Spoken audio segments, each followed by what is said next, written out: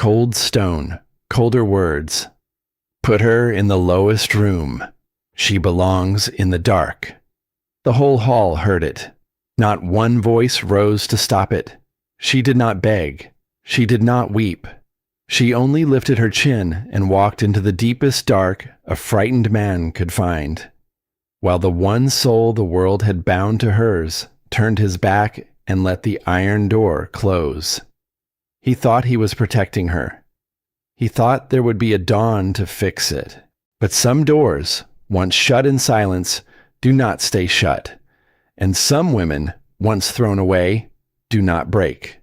By morning, the cell would be empty. By morning, a year of ruin would begin. And the cold that filled that castle was only the beginning of the storm coming for it. The great hall of the Stirling Castle was built to swallow sound. Stone rose on every side, dark and slick, climbing into a shadow the torchlight could not reach. The air smelled of cold iron and old smoke, and beneath all of it, faintly, the threat of rain. Della Marsh stood in the center of that vast and freezing room, and she did not look away. She had been brought here as a gift, a peace offering. The daughter of a fallen alpha, passed across a border like a sealed letter no one wanted to open. Her wrists were not bound. They did not need to be. A dozen wolves lined the walls, still as carved saints, watching her the way hunters watch something they have already decided to break.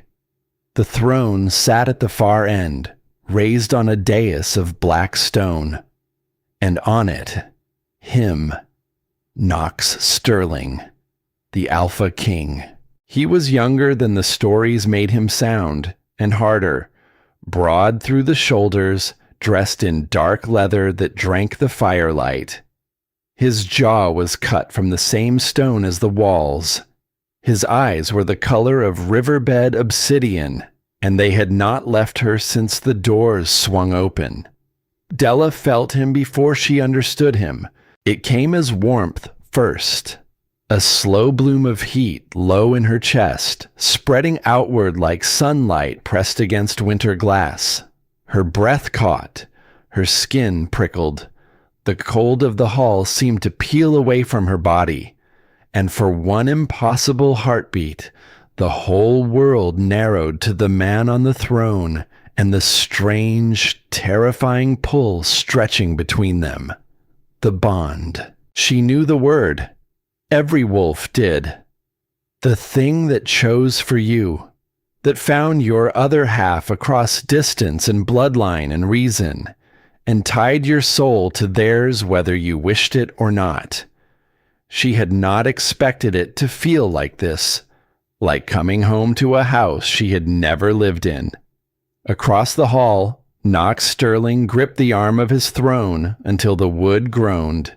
The scent of her had reached him a full second before the doors opened. Wild flowers and rain, soft, green, alive. It cut through the smoke and the iron and the stale breath of his court, and it went straight into the oldest part of him, the part that did not think, only wanted. His wolf surged beneath his skin, claiming her without a single word, certain and absolute. He did not move. He could not afford to move, because Knox Stirling knew something the woman standing in his hall did not. He knew that 3 of his own elders had already paid for her death. He knew that, somewhere in this castle, a knife was waiting for the soft hollow of her throat. He knew that the moment he claimed her, the moment he let this court see how much she already meant to him, she would be dead before the next moon. So he made his face into stone, and he let none of it show. Della watched the king watch her, and something in her chest twisted. There was hunger in his eyes, yes, but there was something colder over it. A shutter pulled down, a door closing. She lifted her chin. If he wanted her to beg, he would wait a very long time. A man stepped from the shadows beside the throne, lean, smiling, smooth as poured oil. Garrett Boyd, the beta. He leaned close to the king's ear and murmured something low, and Della saw the words land, saw the king's jaw tighten, saw the obsidian eyes flick to her, then away. There is evidence, Garrett said, louder now, for the room. Letters, meetings. The girl has been speaking with the rogue factions across the northern line, plotting against this pack from the moment she set foot past the gate. It was a lie. Della knew it was a lie because she had crossed no gate but this one, spoken to no one but the guards who fed her, and slept every night since her arrival in a cold room with a barred door. She opened her mouth to say so. "Do not," Knox said. His voice filled the hall like a slow tide. Quiet. Absolute. She closed her mouth, not out of fear, out of calculation. There was no winning a room that had already chosen its verdict. Knox rose from the throne. Every wolf in the hall lowered their eyes. He came down the dais one step at a time, and with each step the pressure of his presence grew, a weight on the air, a hand closing slowly around the room. He stopped close enough that his scent reached her fully now. Cedar, smoke, rain on warm stone. It made her dizzy. It made her furious that it made her dizzy. This close, Knox could see the things the throne had hidden from him. The faint tremble in her hands that she refused to let spread. The bruise of exhaustion under her eyes.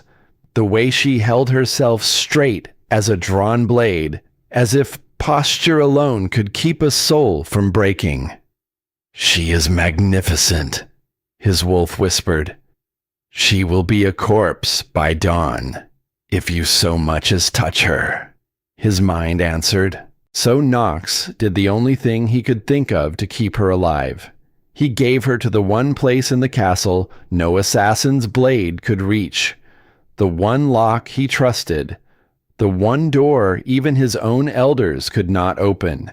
He gave her to the dark. "Put her in the lowest room," he said.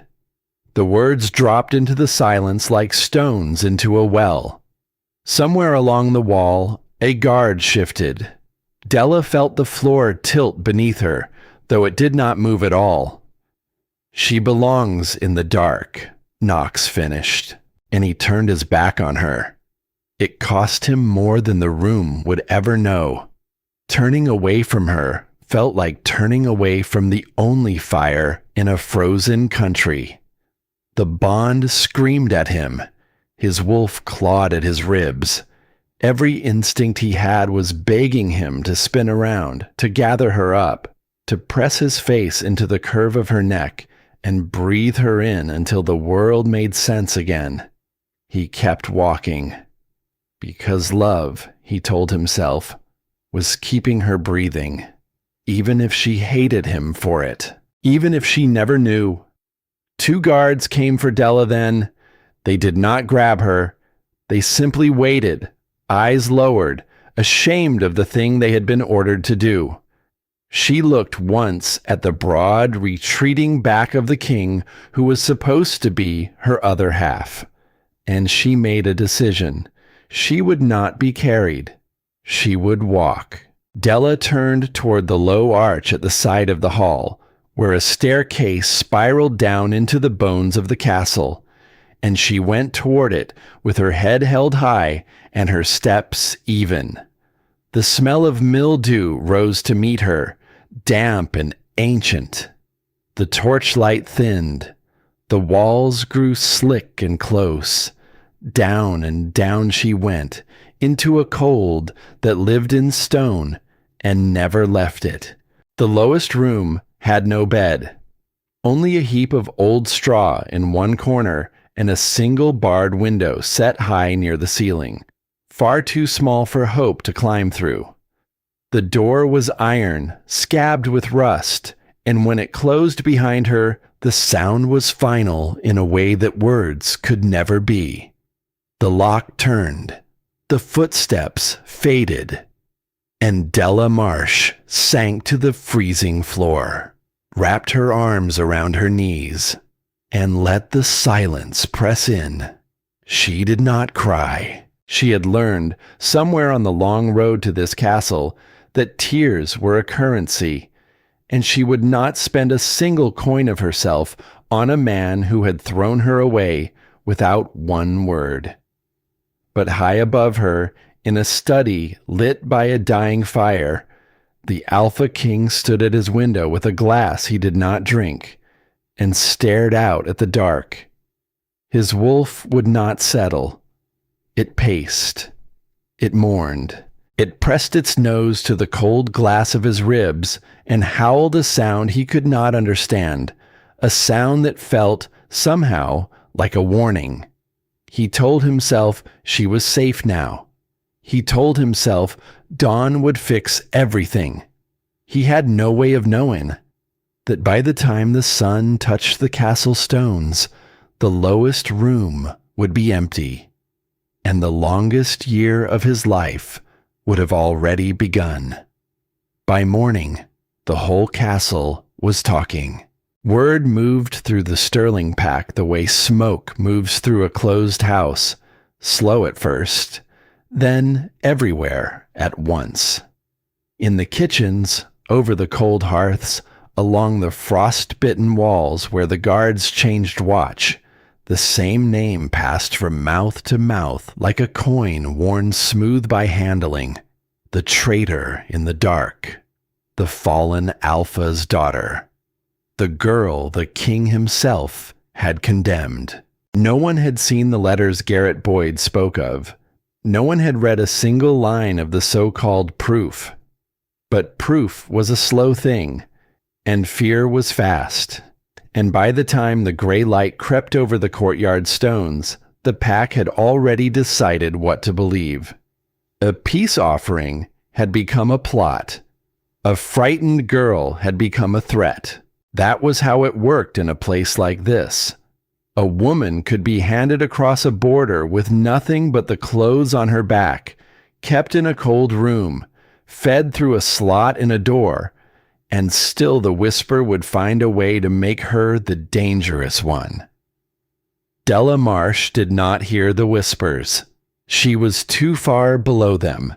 In the lowest room, the cold had a texture. It lived in the stone and rose up through the straw and settled into the marrow of her bones, and she had stopped fighting it hours ago. She sat with her back against the wall and her knees drawn up, and her eyes fixed on the thin bar of moonlight that fell through the window far above. She did not weep. She had promised herself that much. But the bond would not let her be. It pulsed under her ribs, slow and insistent, a heartbeat that was not her own. It pulled at her like a tide pulls at a drowning thing. And the worst part, the part that made her press her palm hard against her chest as if she could hold the feeling down, was that it pulled her upward, toward him, toward the man who had thrown her away. Her body did not seem to understand what her mind already knew. Her skin remembered the heat of his nearness in the hall, the scent of cedar and smoke and rain, the way the cold had peeled back from her bones the moment his eyes found hers. Her body wanted that warmth again, the way a frozen hand wants fire, with no thought for the burn. She hated it. She pressed her forehead to her knees and breathed slow, and she hated it. Far above her, in a study where the fire had burned down to embers, Knox Sterling could not stay still. The bond had been screaming at him for hours.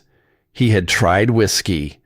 He had tried the map spread across his table, the reports, the cold logic of a king who had a plot to dismantle, and elders to arrest by dawn.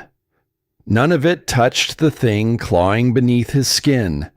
His wolf wanted down, down the spiral stair, down into the dark, down to where the only thing that had ever felt like peace was sitting alone on a freezing floor, believing he had cast her out. He set the glass down without drinking. And then, because some hungers are stronger than reason, he went. The stair was steep and slick and lit by nothing but the torch he carried. Knox descended it like a man walking toward an old wound, slow, deliberate, his free hand trailing the damp wall. With every step, the scent of her grew stronger. Wild flowers and rain, threaded now with something colder. Fear, grief. The particular sorrow of a creature that has decided to stop hoping. It nearly broke him. He reached the bottom. He stood before the iron door, and he laid his palm flat against the cold metal, as if he could press warmth through it, as if she might feel it on the other side and understand. She was close, a few feet of iron and stone away. He could hear the faint sound of her breathing. He could feel the bond straining toward her, taut as a drawn bowstring, begging him to lift the latch and go to her and tell her everything. His hand moved to the lock. It would be so easy. Open the door, pull her into his arms, bury his face in the curve of her neck, and breathe her in, and let the whole rotten court burn for all he cared. And then she would be dead. The thought arrived cold and certain. The moment the pack saw what she was to him, the elders would not wait for letters or proof. A poisoned cup, a blade in the night. They had paid for her death already, and the only thing keeping her alive was their belief that the king did not want her. His hand fell from the lock. Just a few more hours, he told the door. Just until dawn. Until the elders are in chains, and the threat is gone, and there is finally a world safe enough to hold you. Then he turned, and he climbed back into the dark, and he did not let himself look back, because if he looked back, he would not leave at all. On the other side of the iron, Della had gone very still. She had felt him. She could not have explained how. There were no words spoken, no key turned, but the bond had flared white-hot in her chest, and the cold had eased, and for one long-stretched moment, she had felt him standing on the other side of the door like heat through a wall. Her breath had stopped. Some traitor part of her had risen to her knees and turned toward the door, ready, waiting. And then the warmth had pulled away. The footsteps had faded up the stair, and the cold had come rushing back twice as hard, into the space where he had almost been. He had stood there. He had stood right there. And he had left her in the dark anyway. Something in Della went quiet then. Not broken. Quieter than broken. It was the silence of a person who finally understands that the rescue is not coming and decides, in that silence, to become her own. The hours bled on. She was somewhere between waking and the gray edge of sleep when the lock scraped. Not the slow groan of the morning guard. A careful sound. A secret sound.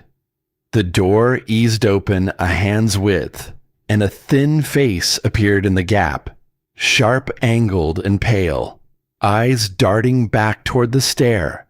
Marlene Webb, the castle's headkeeper. "Get up," the woman whispered. Della did not move.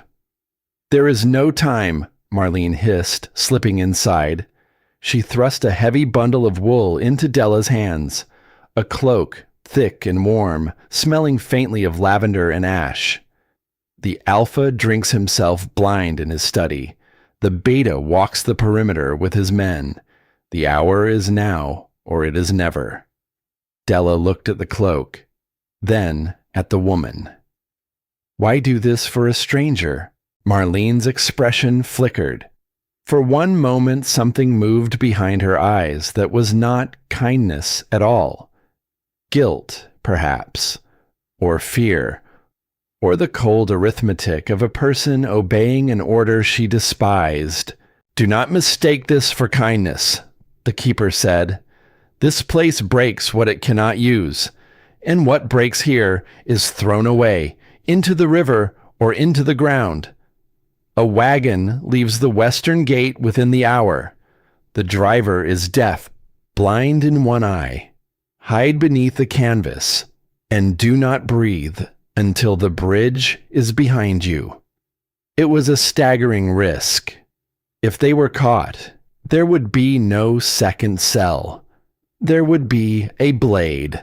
But Della looked at the thin slice of moonlight and the moth-eaten straw and the iron door, and she understood that staying was its own kind of death, a slow one, the quiet erasure of everything she was, one cold hour at a time. She rose. She threw the cloak over her shoulders, and the warmth of the wool was almost shocking against her frozen skin. She did not thank Marlene Webb. Something in her marrow told her this rescue had a price stitched into its hem, and the bill would come due somewhere down the road. But the why of it did not matter tonight. Tonight, survival was the only word she knew. The escape was a blur of shadow and held breath. Marlene led her through the servant corridors, narrow stone veins running beneath the castle's grand bones. Della's bare feet made no sound on the cold floor.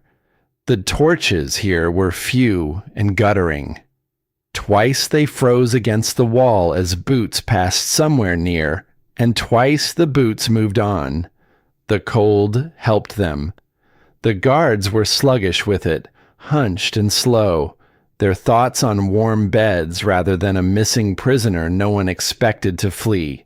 At a low door near the kitchens, Marlene stopped. She pressed something into Della's hand, a heel of bread, hard as wood, and a small wrapped knife.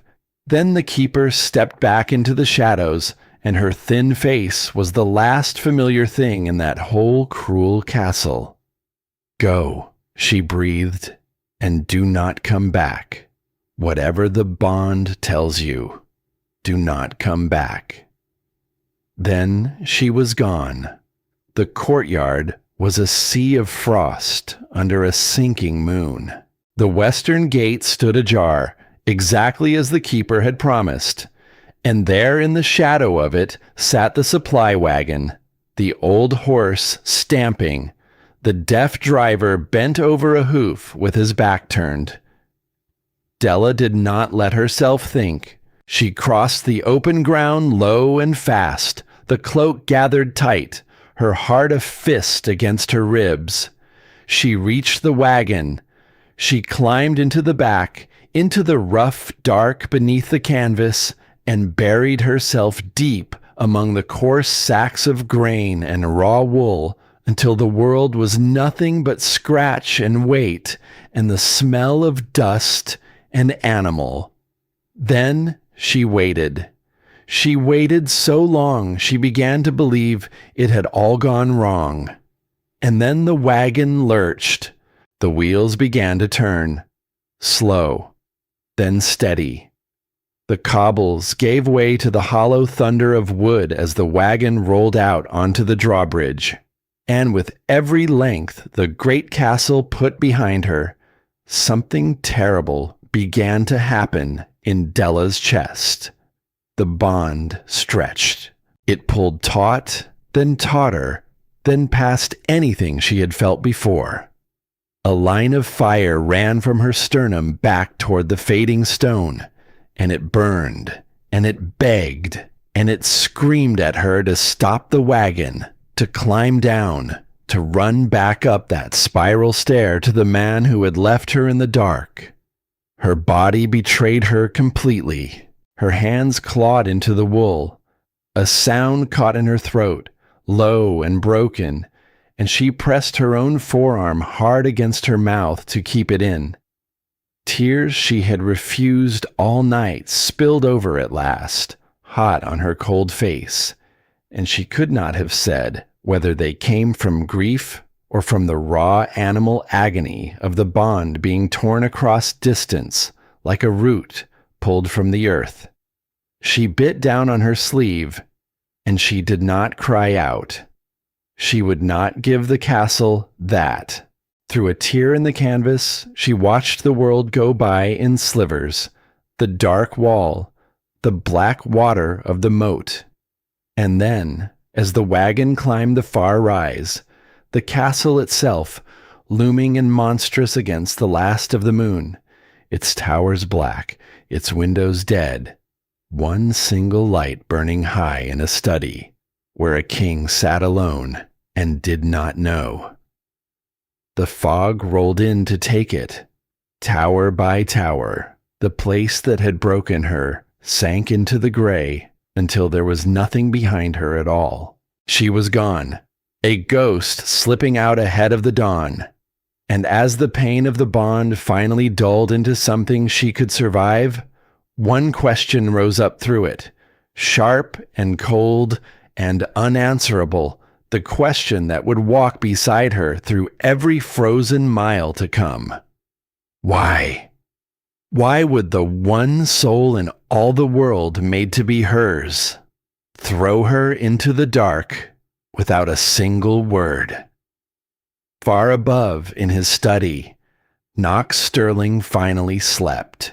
His head had fallen against the back of his chair, the empty glass loose in his hand, his face slack with the first rest he had found in days. And in his sleep, he frowned, because somewhere beneath his ribs, in the place the bond lived, a thread had begun to thin, to stretch, to fray.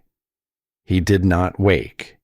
He only turned his face toward the cold window, toward the gray world beyond it, and murmured a name into the empty room, reaching for a warmth that was already gone.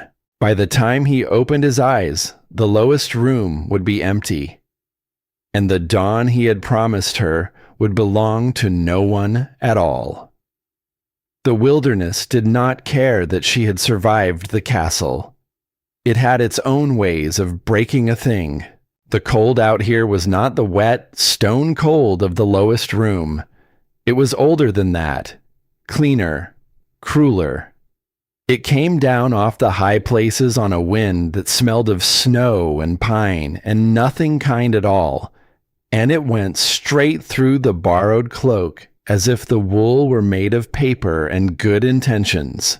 Della Marsh walked into it anyway. She walked because stopping meant dying, and dying meant the castle had won. And some stubborn ember at the very center of her would rather freeze on her feet than lie down in the snow and prove the king right. The first weeks nearly ended her. A lone wolf is a weak wolf. She learned that in the marrow, in the slow fraying of the thing that tied her to the earth. Without a pack, her wolf grew thin and quiet and far away. The hunger came first, then the cold that no longer felt like cold, then the strange floating calm that is the body beginning to let go. She chewed pine needles to keep her teeth busy. She gnawed bark until her gums bled. She slept in hollows beneath fallen trees and woke with frost in her lashes and the bond aching dully beneath her ribs like a wound that would not close.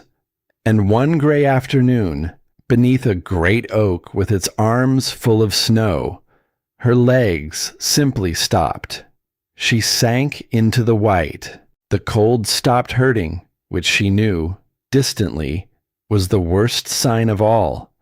Her vision narrowed to a soft, dark tunnel. Her thoughts slowed to a crawl, and she thought, with a strange and bitter peace, that even this was kinder than the dark he had given her. That was when the shadow fell across her face.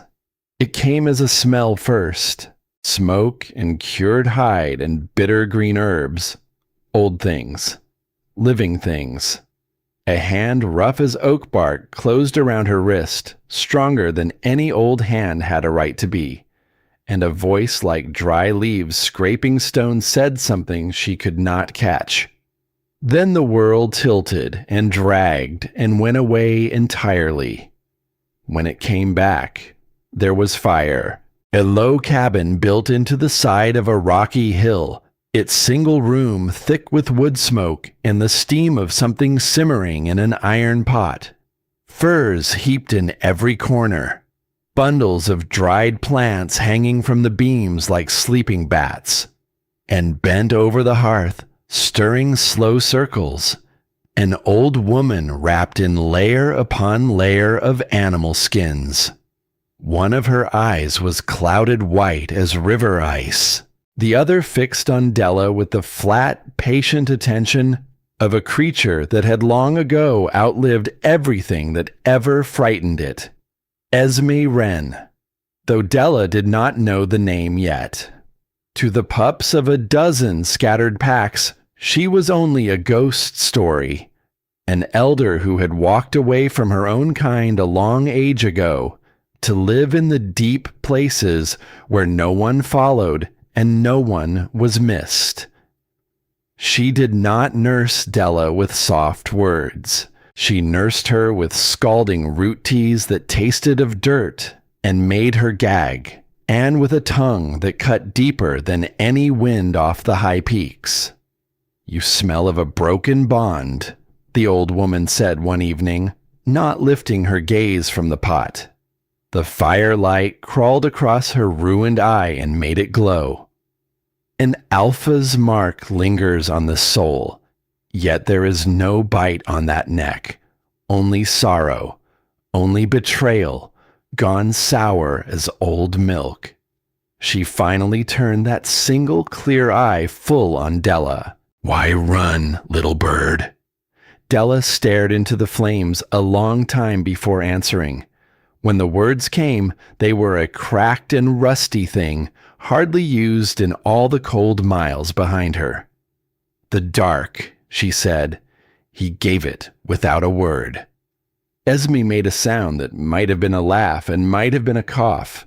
Dry, papery, old leaves on stone. "Men are fools who speak with their teeth instead of their hearts," she said. "Alphas, worst of all. They mistake their own fear for protection and call the cage a shelter. They lock a door and tell themselves they are keeping the wolves out, never once asking the creature inside whether it would rather face the wolves." She ladled stew into a battered wooden bowl and pushed it across the worn floor. "But the story does not end in the dark, little bird. Look closer at the thing the dark threw away."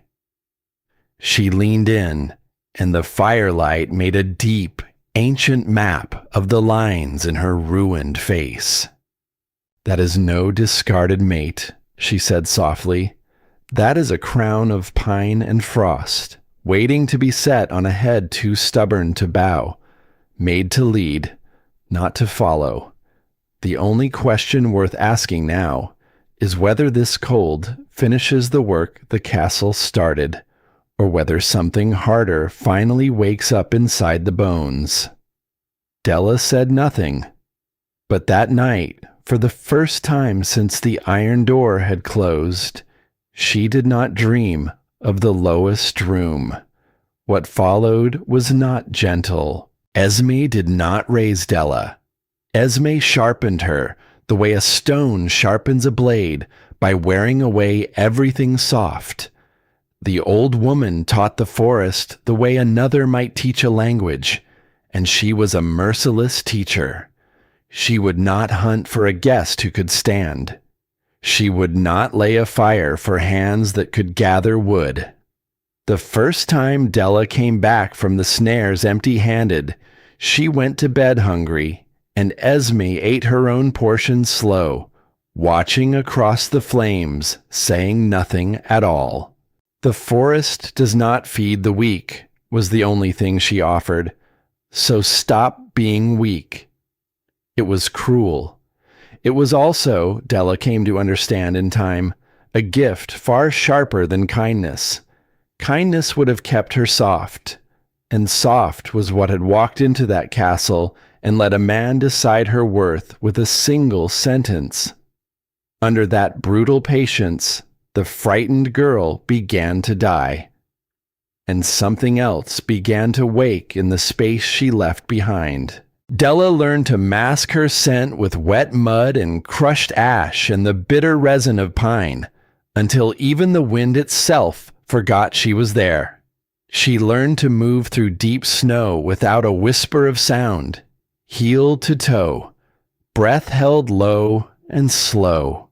She learned to read the forest's quiet language, the bent grass, the broken twig, the place where a deer had pauses to listen. And she learned the bow. Esme carved it from a length of pale, patient wood, and she made Della loose 1,000 arrows into a dead stump before she ever let one fly at living meat. Della's fingers blistered, then bled, then hardened into something that did not blister at all. Her aim wandered, then steadied, then went true. Her shoulders grew strong. Her gaze grew level. And somewhere in the long white silence of that winter, she understood a thing the castle had spent its every effort hiding from her. Her strength had never belonged to the king. It had never been his to give, and never his to take. It had been hers the whole time, sleeping under the fear, waiting only for the cold to be cruel enough to wake it.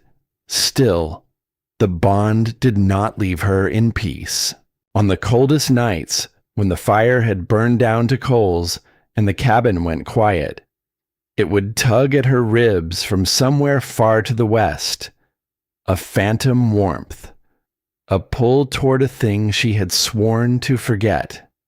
Once she woke from a half-dream of obsidian eyes and lay rigid in the dark, furious that even sleep would not let her be free of him.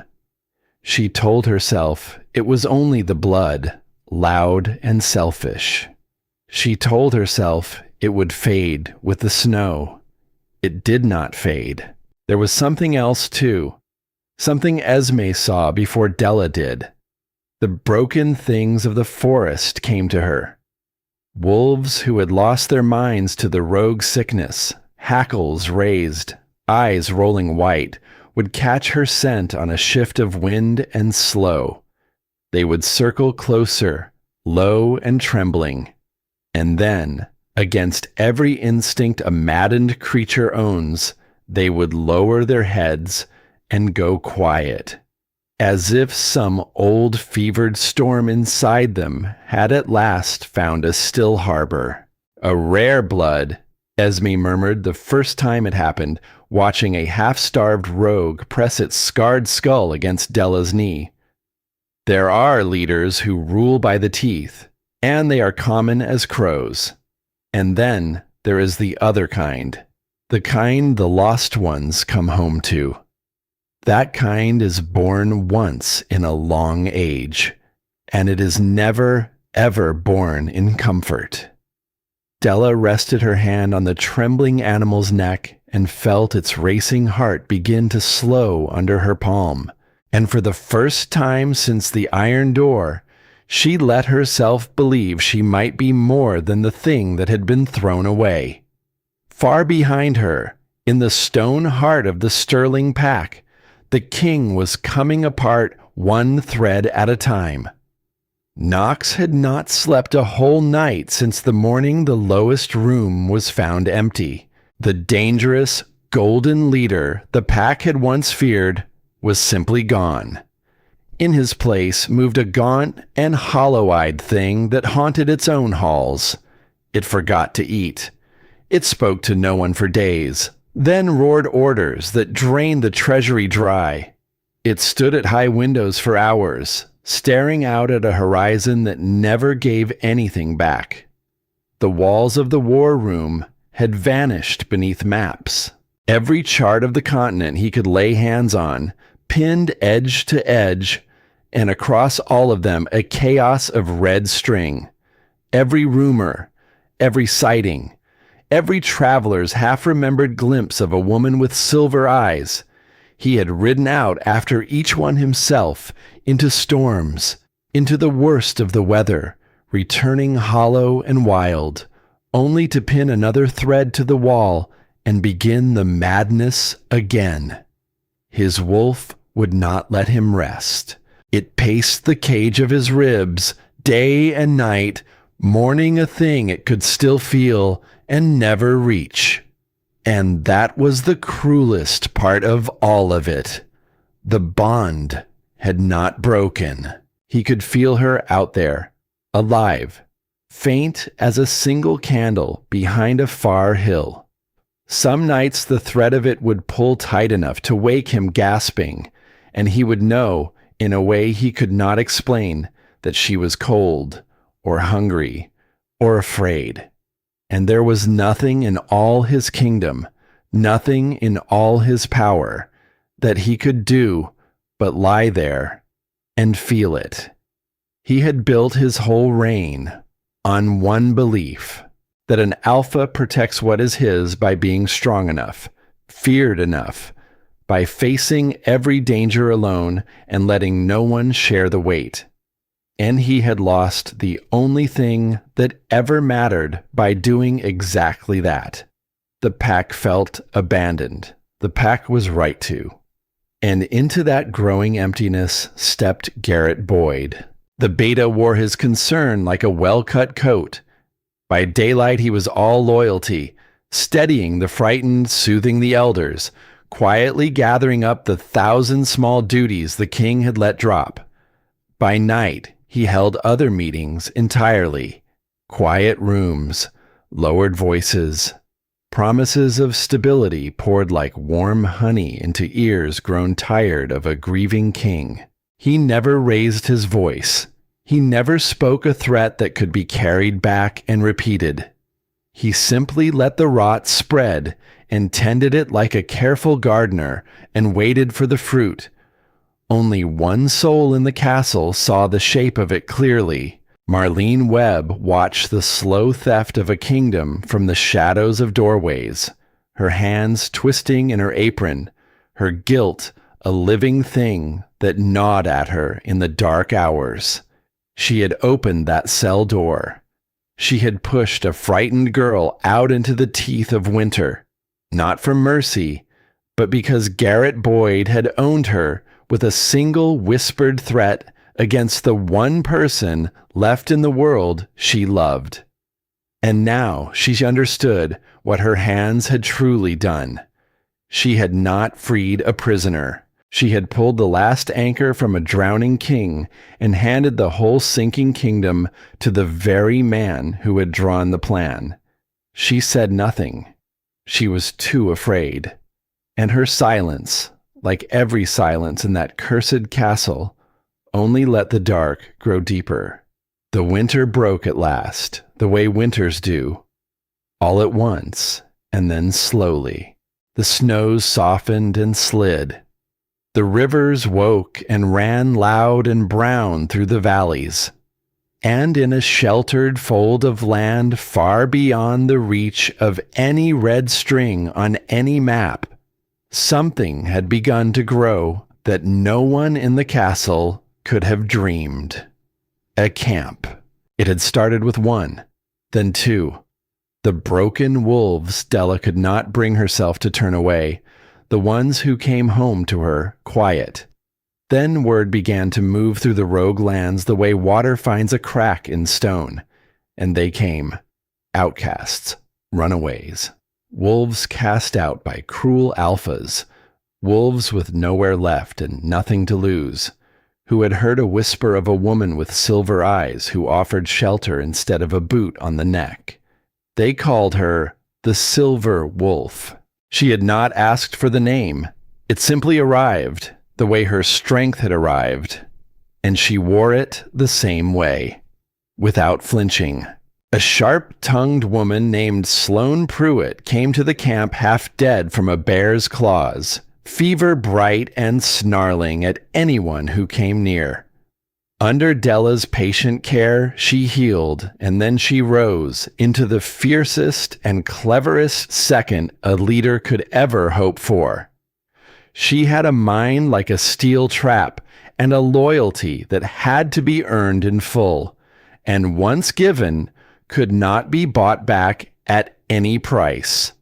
And there was Boone Hartley. He came the way men like him always come. Big as a doorway, scarred across one side of his face, dead certain that strength settled every question worth asking. He challenged Della for the camp on his third day, expecting an easy kill and a quick crown. She did not meet his strength with strength. She met it with speed and patience and the cold spring mud. She let him tire himself against the empty air. And when at last she had him pinned beneath her, a blade resting light against the great pulse of his throat, the whole camp went silent, waiting for the ending they all knew was coming. She did not take it. She lifted the blade. She offered him a place at her fire instead. From that hour, Boone Hartley would have walked into a wall of spears for her and called it an honor. So it was that when the news finally came, it did not find a frightened girl in a cell. It found a leader. Sloane brought it at dusk, her face hard, her arms crossed against the cooling air. Scouts came in off the southern ridge, she said. A war band, a big one, moving slow and burning everything that does not kneel to it. Della went very still. Whose colors? Black and crimson, Sloane said. And the name she spoke next dropped into the camp like a stone into a still pool. Brock Mercer. Della had heard that name even in the deep woods. Everyone had. Mercer was not an alpha so much as an appetite given legs. A warlord who swallowed weaker packs whole and left behind nothing but ash and a long silence. He did not bargain. He did not spare. He came and he took, and the land where he had passed was the land where nothing grew again for a long time. And now his banner was crawling north, toward the one place in all the wide world that Della had built with her own two hands. She looked out past the firelight, toward the dark southern ridge where, somewhere beyond seeing, 100 hardened wolves were marching closer with every hour that fell. The girl from the lowest room would have run. The woman she had become did not even let the thought finish forming.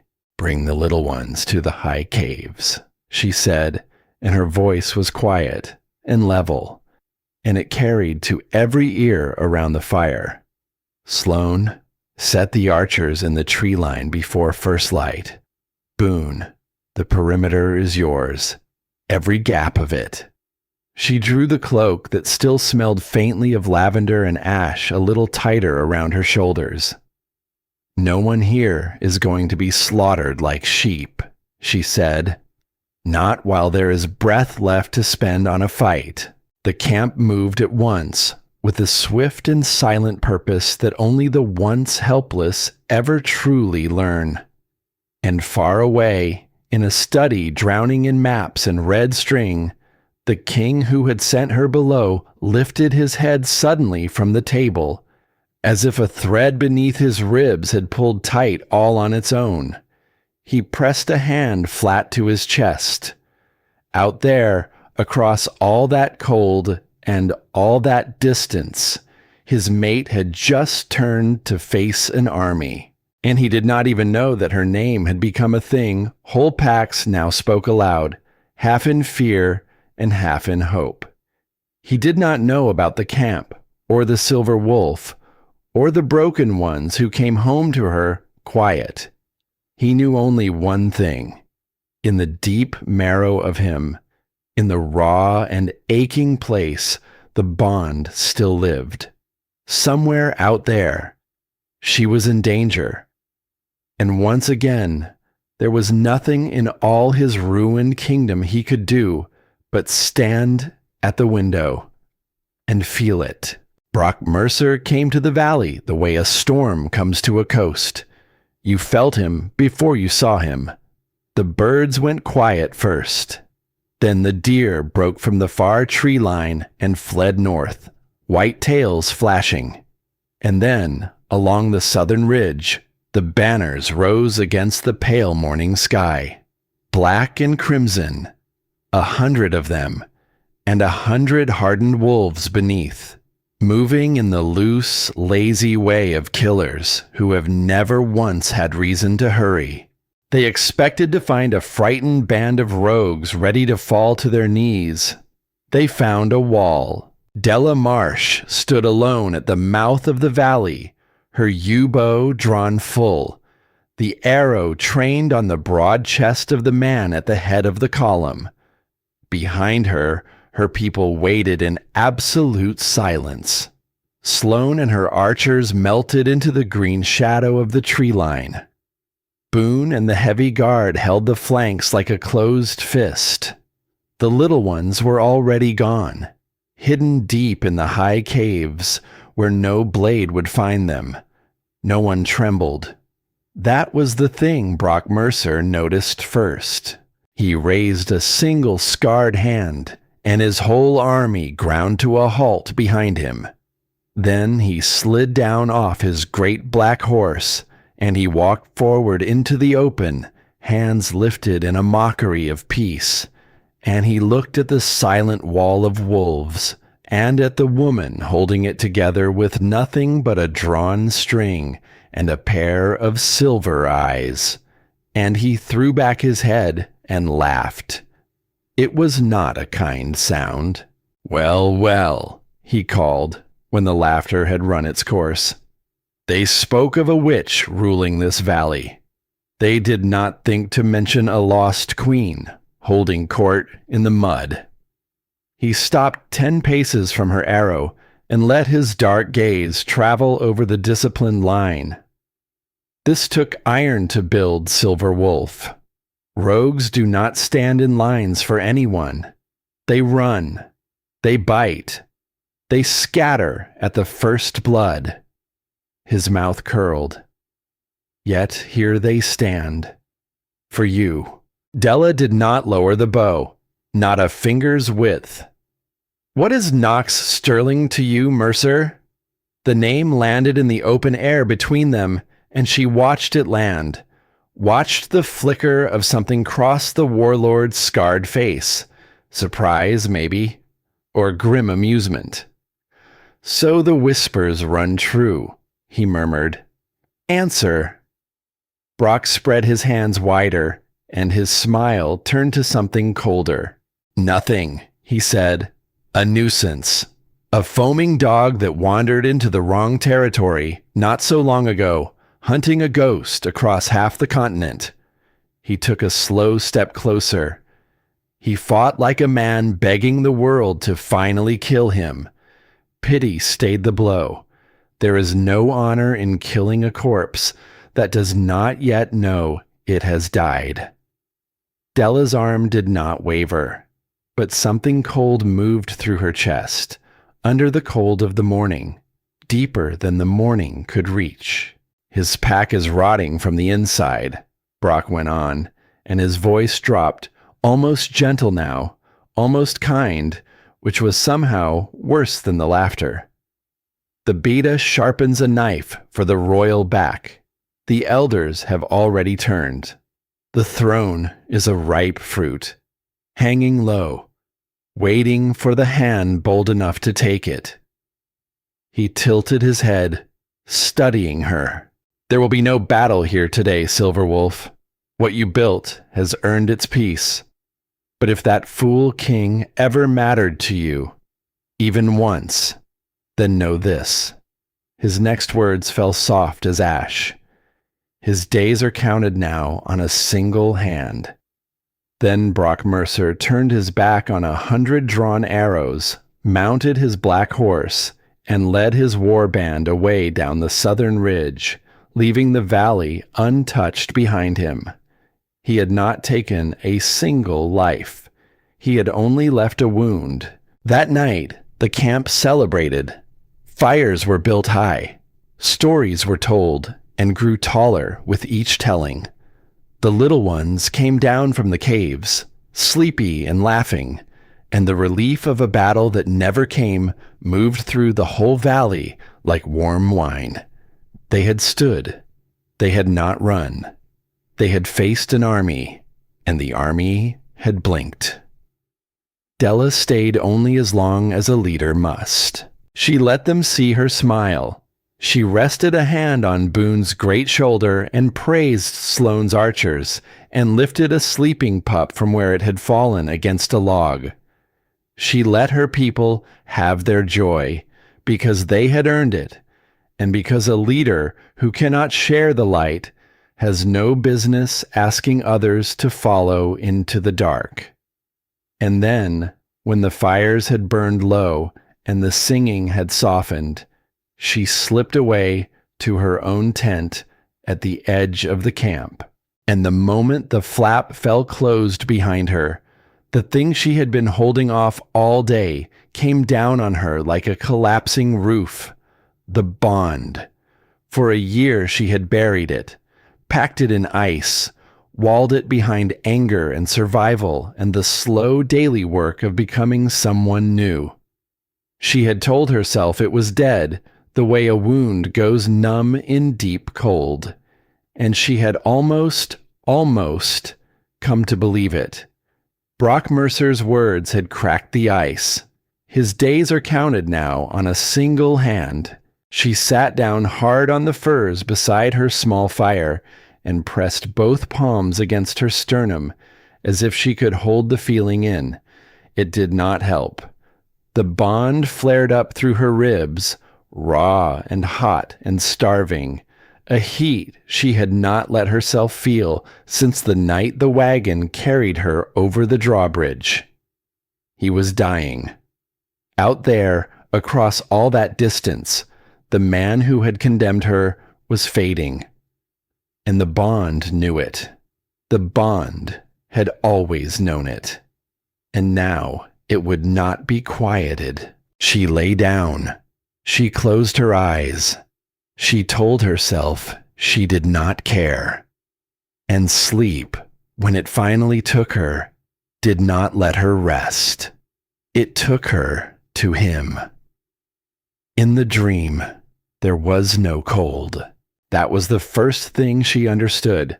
The bone-deep chill she had carried for a year, the chill that lived in her even by the fire, was simply gone. In its place was warmth. A warmth she knew. A warmth she had felt only once before, in a great stone hall a lifetime ago, when a pair of obsidian eyes had found hers, and the whole frozen world had peeled away. She was standing in a place that was no place, soft dark all around, and he was there. Knox, not the king on the throne, not the cold voice that had condemned her. This was something stripped down to the marrow, gaunt, hollowed by grief. But his eyes, when they lifted to hers, were not cold at all. They were full of her. "You are here," he said, and his voice broke on the words like a man who has gone too long without speaking. "You are really here." She should have hated him. She had a year of reasons, but in the dream the year had no power, and his scent reached her, cedar and smoke and rain, and her whole body remembered before her mind could refuse. He crossed the dark toward her, slow, afraid almost, as if she might vanish like breath on glass. And then he was close enough that the warmth of him touched her skin, and she felt his hand lift, hesitate, and settle at last against the curve of her jaw. His palm was rough. It trembled. It was the gentlest thing that had ever touched her.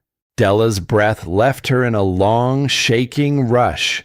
Every wall she had built over a hard year stood between them, and not one of them held against the simple weight of his hand on her face. Her own hand rose, without her permission, and came to rest over his, holding it there, holding the warmth there. His thumb moved along her cheekbone. She felt the heat of it run all the way down her spine. "There is so much you do not know," he breathed, his forehead dropping to hers, his eyes falling shut. "So much that was never said. If the world would only give one more dawn." Their breath mingled in the dark. The bond sang between them, white and blinding and whole, and for one suspended moment, the year of ice did not exist at all. There was only the warmth and the scent and the trembling closeness of a mouth a hair's breadth from hers. She wanted it. That was the terrible truth at the bottom of the dream. After everything, after the dark and the cold and the long miles, some deep and treacherous part of her soul still wanted him with a force that frightened her more than any army.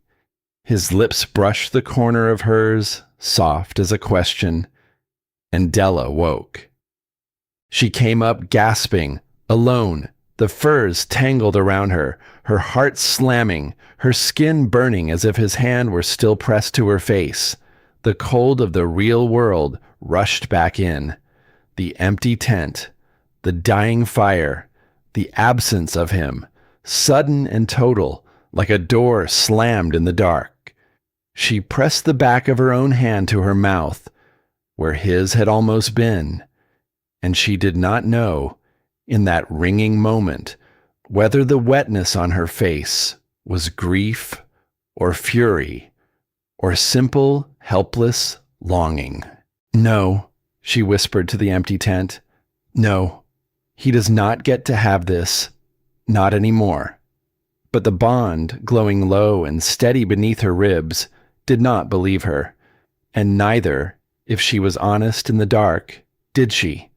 Far away, in a study drowning in maps and red string, Knox Sterling jerked awake with her name on his lips. For one impossible moment, her scent had filled the room. Wild flowers and rain. So real he had turned in his chair, certain she was there. Certain the warmth of her hand was still on his face. The room was empty. It had only ever been the bond. A dream pulled taut across all that distance, real enough to break a man, gone the instant he reached for it. He sat very still and breathed her absence.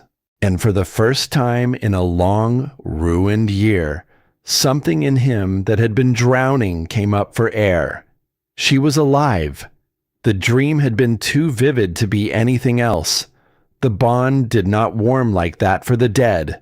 Somewhere out there she was real and breathing, and close enough that for one stolen heartbeat, their souls had touched across the dark. The clarity of it cut through the fog of grief like a blade. That was the moment the door of the war room opened.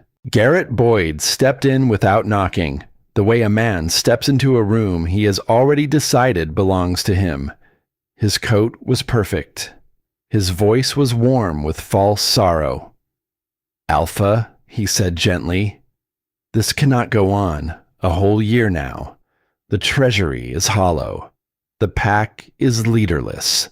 The patrols come home with nothing, as they always come home with nothing." He spread his hands. "The girl is dead, Knox.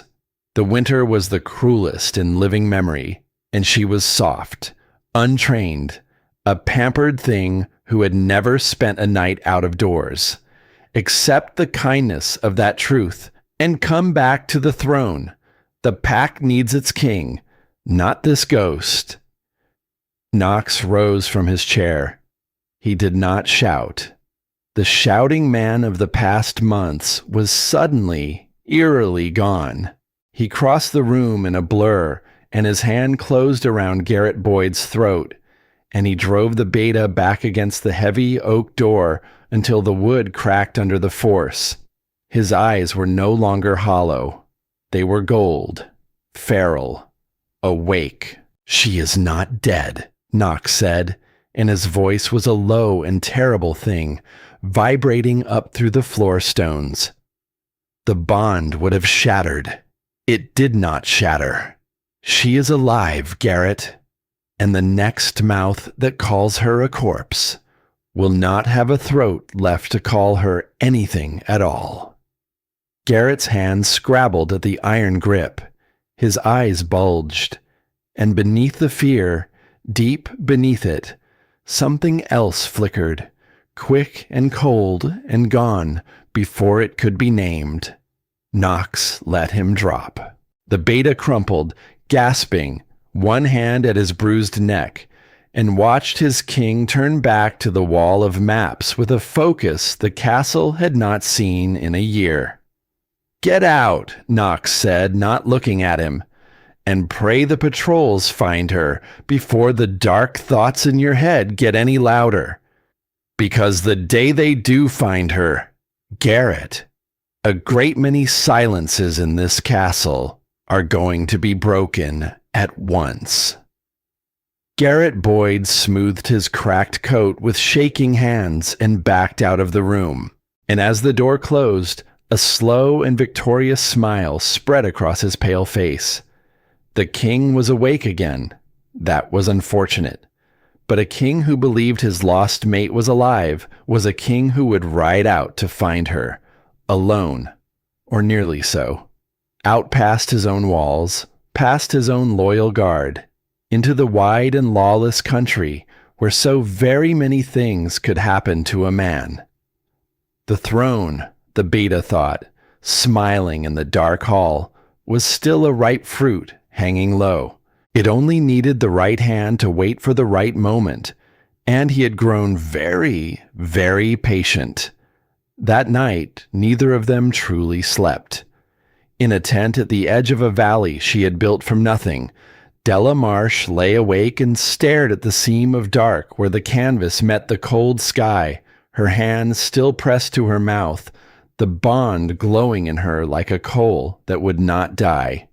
She was free. She had told herself that 1,000 times, and on every count it was true. She was a leader now, a protector. The silver wolf, whose name whole packs spoke half in fear and half in hope. She had survived the dark and outgrown it and become something the castle could never have made her. She did not need him. She did not need anyone. And yet, the man who had condemned her was dying.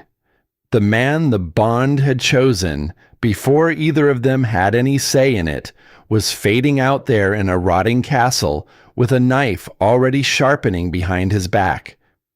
And whatever he had done, whatever cold cruelty had sent her below, some part of her that no winter had managed to freeze was sitting up in the dark of her chest and reaching and crying out a name she had spent a year refusing to say. She closed her eyes against it. She did not sleep. And far across the cold and lawless country, in a study lit by a single dying candle, the king stood at his window with his hand pressed to the glass, staring east into the dark, toward a warmth he could feel and could not reach. 2 souls, 1 bond. A whole year of silence stretched taut between them like a string about to break, and neither of them yet knew that the breaking, when it came at last, would not be quiet at all. The dream did not fade with the morning. That was the cruelty of it. Della had spent a hard year learning how to bury things. The cold, the hunger, the memory of an iron door closing. She had become a woman who could fold a wound up small and tuck it somewhere it would not show, and go on leading, go on smiling, go on standing while others leaned. But the warmth of his hand on her face would not fold. It sat in her, stubborn as an ember, through the long, bright morning and into the gray of afternoon. She felt it while she walked the perimeter with Boone. She felt it while she helped Sloane restring a cracked bow. She felt it in the quiet between tasks, when there was nothing left to do but think. He was dying, and the bond would not let her pretend she did not care. By the second evening, the others had noticed. A leader cannot hide everything from the people who love her.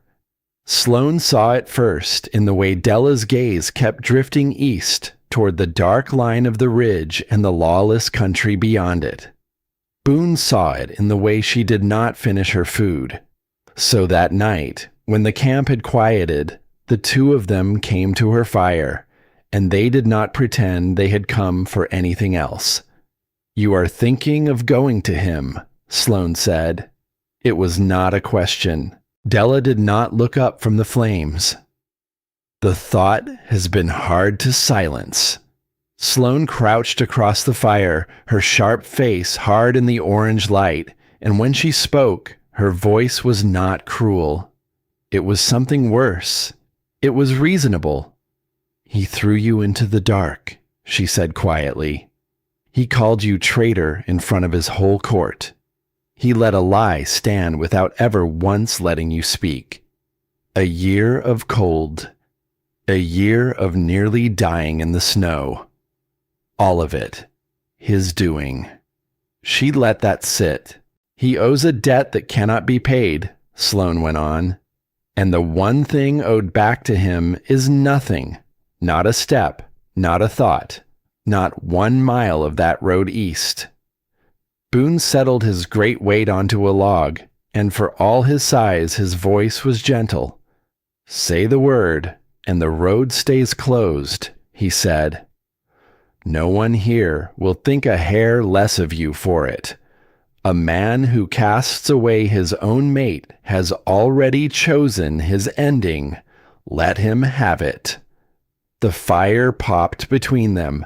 Della listened to all of it, and the worst part was that none of it was wrong. Every word Sloane spoke was true. Every word Boone spoke was fair. The man out there in the rotting castle had earned no rescue. The valley behind her, full of broken souls who had finally found a safe place to sleep, deserved a leader who would not throw herself away on the very man who had thrown her away first. The simple arithmetic of it pointed one direction. Stay, live, let the dying king die. And still, the ember would not go out. "It is not about what he is owed," Della said at last. Sloane frowned. "Then what?" Della was quiet for a long moment, searching for the shape of the thing she had been circling since the dream. "A soul is fading out there," she said slowly. "Maybe a cruel one, maybe a foolish one, but fading all the same. And the question that will not leave." She lifted her eyes from the fire. "The question is not whether he deserves to be saved. The question is what kind of woman walks away from a dying soul out of spite, and what is left of her after she does." Sloane opened her mouth, closed it again. "He let his cruelty make him small," Della said. Letting his cruelty make her small now? That would be his victory, not hers. The dark does not win because a person suffers in it. The dark wins when the person who climbs out decides to become it. The fire cracked and settled. Neither Sloane nor Boone had an answer to that, because there was no answer to that. It was not a problem of strategy. It was a question of soul, and a soul is something a leader must settle alone. Out of the shadows at the edge of the firelight, a fourth voice spoke. Listen to the woman. Esme Wren stepped into the orange glow, leaning on her crooked staff, her clouded eye catching the light. She had come down from the high country the way she always came, without warning, the way weather comes. She lowered herself onto a stone with the slow care of the very old, and she fixed her one clear eye on Della and on no one else. The king is dying, Esme said. That choice was never his to lay on you. The valley needs you. That truth belongs to Sloane, and she speaks it true. The bond is pulling. That belongs to the blood, and the blood is a loud and selfish thing. She thumped her staff once against the ground. But none of them gets to decide. Not the king, not the second, not the bond, not the dark that tried to keep you, and not the cold that tried to finish what the dark began. She leaned forward. Look at the woman the dark could not keep, she said softly. Whatever she walks toward now, let her walk toward it standing, on her own feet, by her own word. That is the only thing the lowest room ever truly stole, the right to choose. Take it back, little bird, and then it will not matter which road you choose. It will be yours. The fire burned low, and in the long silence after the old woman's words, something in Della Marsh went very still and very clear, the way a storm goes quiet just before it turns. She understood then what the year had really been for, not to teach her to survive. She had learned that, yes, but that was only the start of it. It had been to teach her that her life was her own, that her worth was not a thing handed across a border or locked behind an iron door, or granted by a king on a throne, that it had always lived inside her, waiting, and that no one, not even the soul the bond had chosen, had the right to decide it for her. So when she finally spoke, her voice did not shake. It carried. The road east will be walked, she said. Sloane stiffened. Boone's jaw tightened. But not the way the bond wants it walked, Della went on, rising to her feet, the firelight climbing her like a second skin.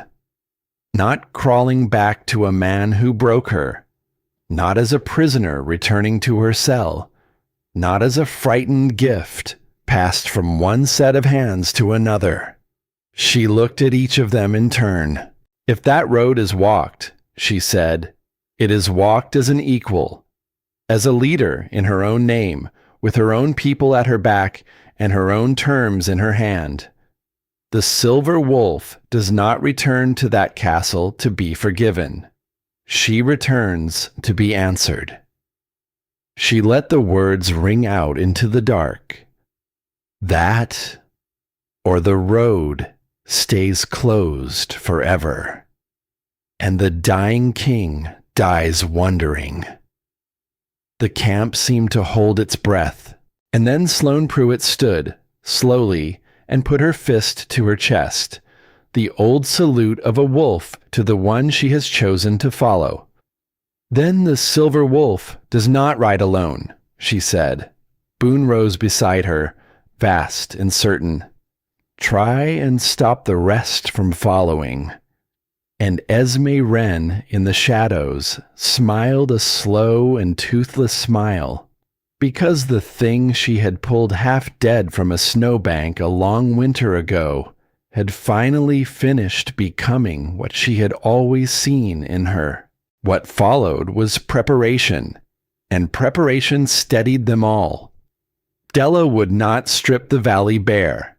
The little ones, the old, the still healing, all of them would stay, safe in the sheltered fold, with a ring of trusted guards around them. The camp would not be left a soft target while its leader chased a ghost across the country. She named Sloane to ride at her side for her sharp mind and her sharper eye. She named Boone to take the head of a small, hard band of the fiercest she had, wolves who had been broken once and had no fear left to break.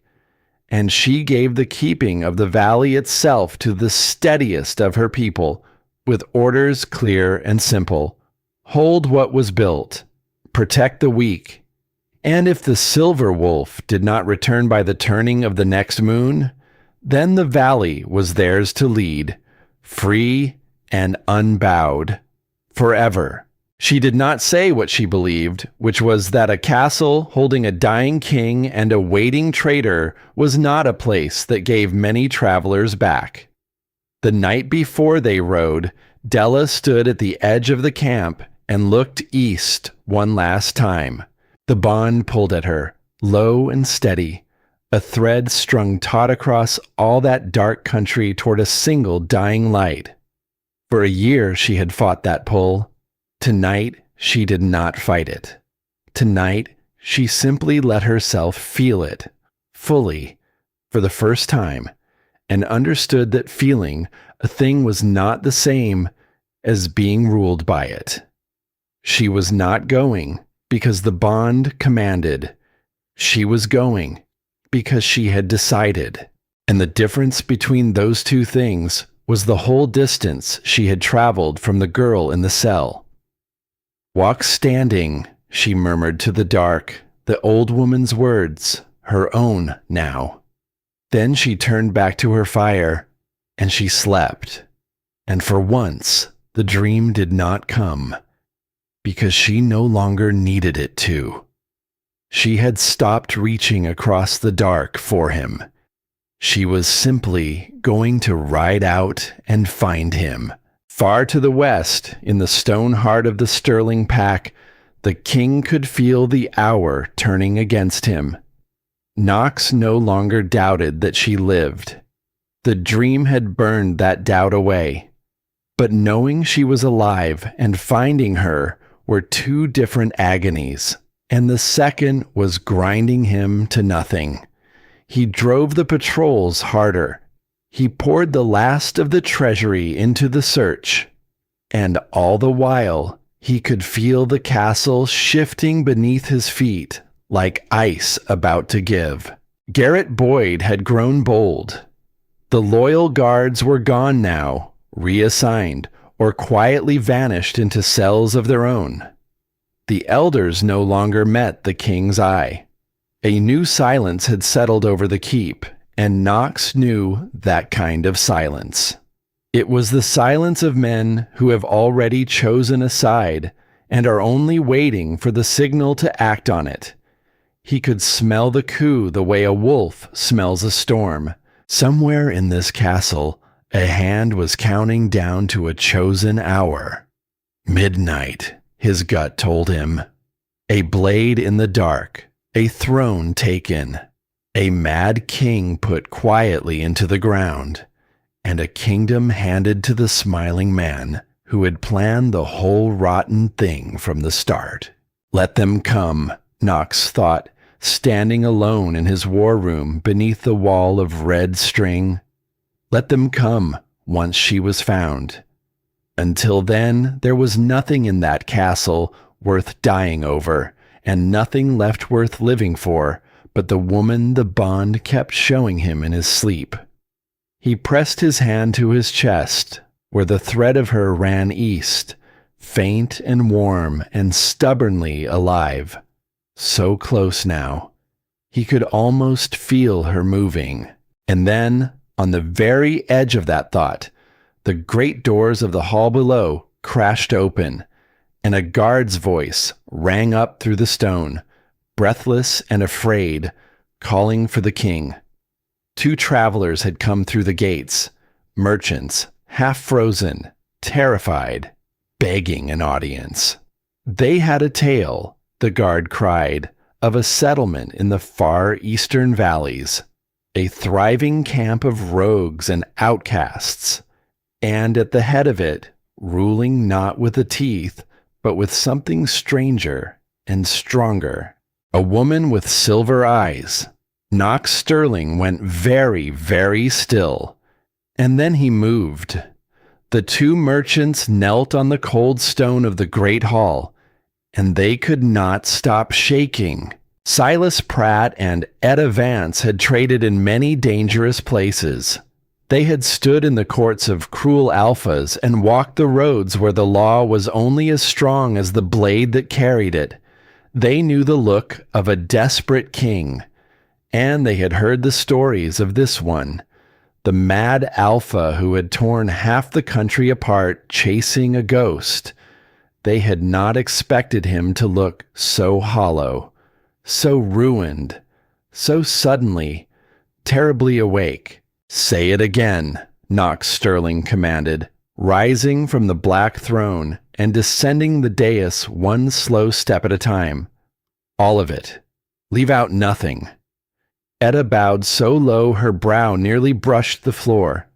"A settlement, Alpha," she whispered, "far in the eastern valleys, out past the lawless country where the maps go blank.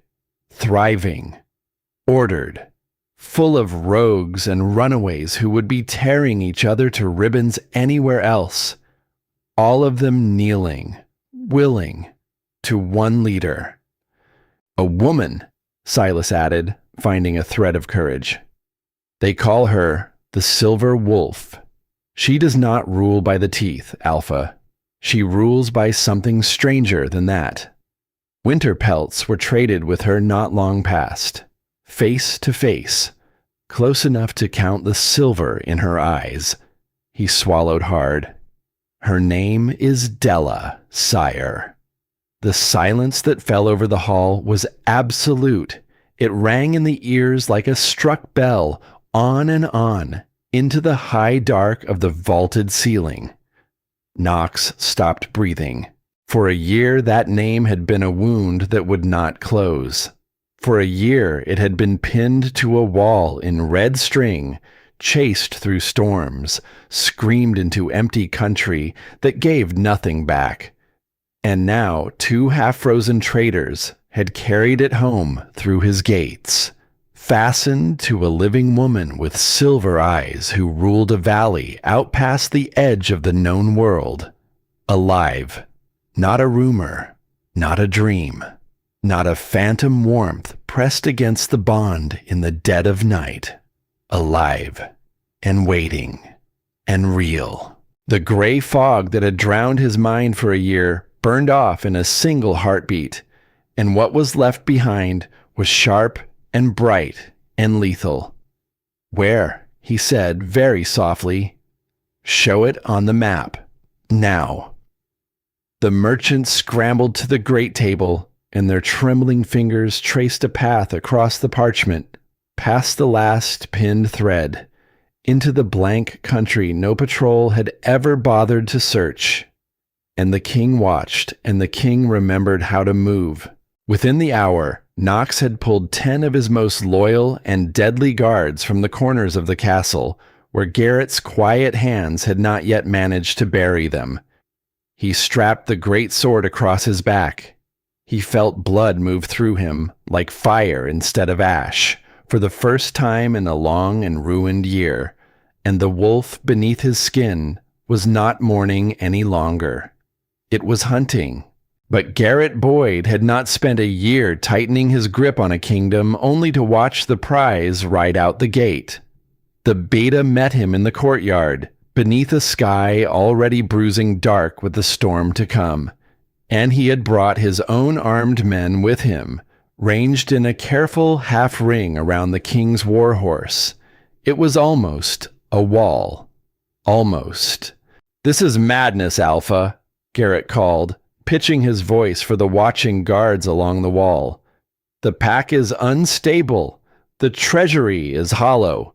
The elders are restless. And the king would ride off into a storm, chasing the word of 2 filthy peddlers about a woman a year cold in her grave." He spread his hands wide, the picture of reluctant duty. As beta of this pack, this cannot be allowed. This cannot. Knox did not shout. The shouting man of the past long months was simply eerily gone. In his place was something colder and steadier and far more dangerous. He leaned down slowly from his saddle until his gaunt face hung close to Garrett's, and the killing weight that rolled off him made the nearest of the beta's men shift back without ever deciding to. 3 days, Knox said, terribly calm. The pack rests in the beta's hands for 3 days. If the king does not return, those hands keep it forever. That should please a patient man well enough. His golden eyes did not blink. But hear this clearly, Garrett. On that return, if even one thread of a plot is found knotted around this throne, there will not be a hole deep enough in all the wide country for the man who tied it. Not one. Not anywhere. He straightened in the saddle. Stand aside. For a long moment, the courtyard balanced on a knife edge. The guards on the wall held their breath. The horses stamped. Then Garrett Boyd, smiling his thin and patient smile, stepped back and swept a small mocking bow and let his king ride out into the dark. Because a king who rode alone into lawless country, the beta thought, watching the gates swallow horse and rider whole, was a king who might so very easily never ride back again. The journey was 2 days of pure punishment. Knox drove the horses through mountain passes slick with cold rain, down into valleys drowned in white mist, across rivers swollen brown and furious with the runoff of the breaking season. A storm caught the riders on the second night and turned every trail to sucking mud, and still he would not stop. He rode until his mount was lathered and shaking beneath him, and then he traded for a fresh one and rode on into the wind. With every mile, the bond grew louder. The thread that had hung faint as a far candle for a whole year now pulled at him like a hook set deep behind the breastbone, dragging him east, always east, towards something his whole soul was reaching for, and his mind was terrified to reach. Because the closer he came, the louder the fears grew with it. What if a year of silence had finally turned the bond to hatred? What if this queen of the wilderness the traitor spoke of had taken another to stand at her side? What if the only thing waiting at the end of the road was the sight of her, alive and whole, and utterly beyond him, looking at the man who had thrown her away with nothing left in her eyes at all? That last fear was the worst of them, worse than her hatred, worse than her blade at his throat, her indifference. He rode toward it anyway because there was nothing left of him that could have chosen otherwise. And then, as the second day bled down toward a violent and beautiful dusk, the storm tore itself apart. The clouds split open, and a low wind came sliding down off the eastern slopes, carrying a scent that stopped him dead in the saddle. Faint at first, then unmistakable. Wild flowers and rain. His wolf threw itself against his ribs so hard it stole the breath from his chest. The bond flared white and blinding, and Knox Sterling, who had not wept since he was a boy, felt his eyes sting and his hands shake on the wet reins. She was here. She was close. He raised a fist, and his 10 guards drew up short behind him in the dripping trees, waiting. "Stay," he said, his voice rough as gravel. "This must be done alone." And he rode on, into the gathering dark, toward the only scent in all the world that had ever once felt like home. He came out of the dense trees just as the dying sun set the whole sky on fire. Below him ran a river, swollen and roaring with the season, its surface catching the last of that violent light in shards of orange and deep, bruised purple. And there, on the rocky bank, with her back to him and her face turned to the churning water, stood a woman. She had been days on the road west herself, her own warriors camped back among the trees, the horses brought down to the swollen water to drink. The river had stopped them to rest, and the river, it seemed, had decided to stop him too. She was not the girl he had condemned. That was the first blow, and it very nearly finished him where he sat. The frightened creature he had thrown into the dark was gone. Wholly, utterly gone. This woman stood the way something crowned by the wilderness itself stands. She wore dark leather hardened with bone. A heavy wolf fur hung across her shoulders. Her hair was bound in tight braids, threaded with small dull beads, and even from behind, even at perfect rest, she gave off a quiet and lethal authority that seemed to change the very air around her. She looked wild. She looked regal. She looked entirely, hopelessly beyond him. And Knox Sterling, the Alpha King, the warlord feared across the whole length of the continent, felt his knees give out from under him. He came down off the horse and hit the wet earth with a heavy, jarring thud. He could not rise.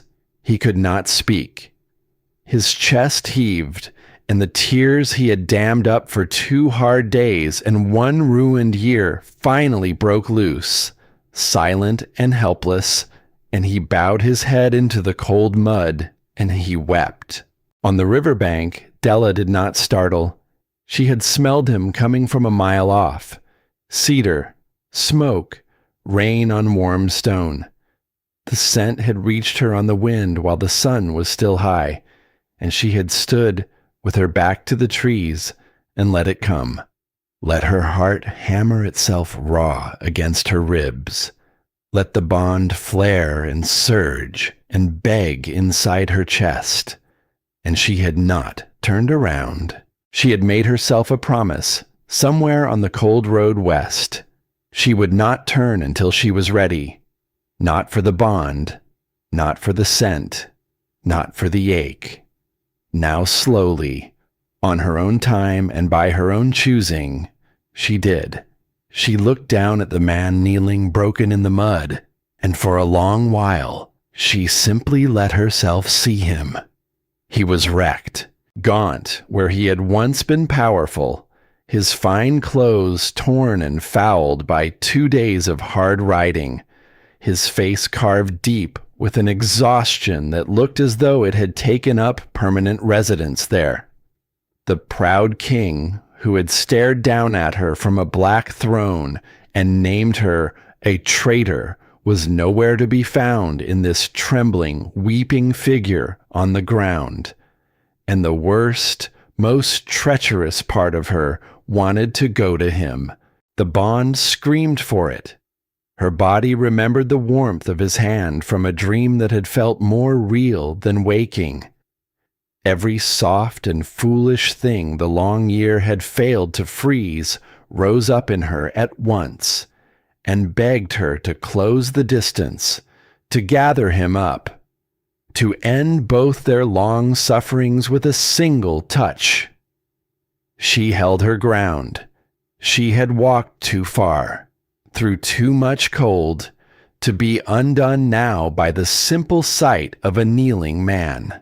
The woman who was thrown into that dark, Della said at last, and her voice came steady and quiet, and somehow far more terrible than any scream, was given no word at all, not one.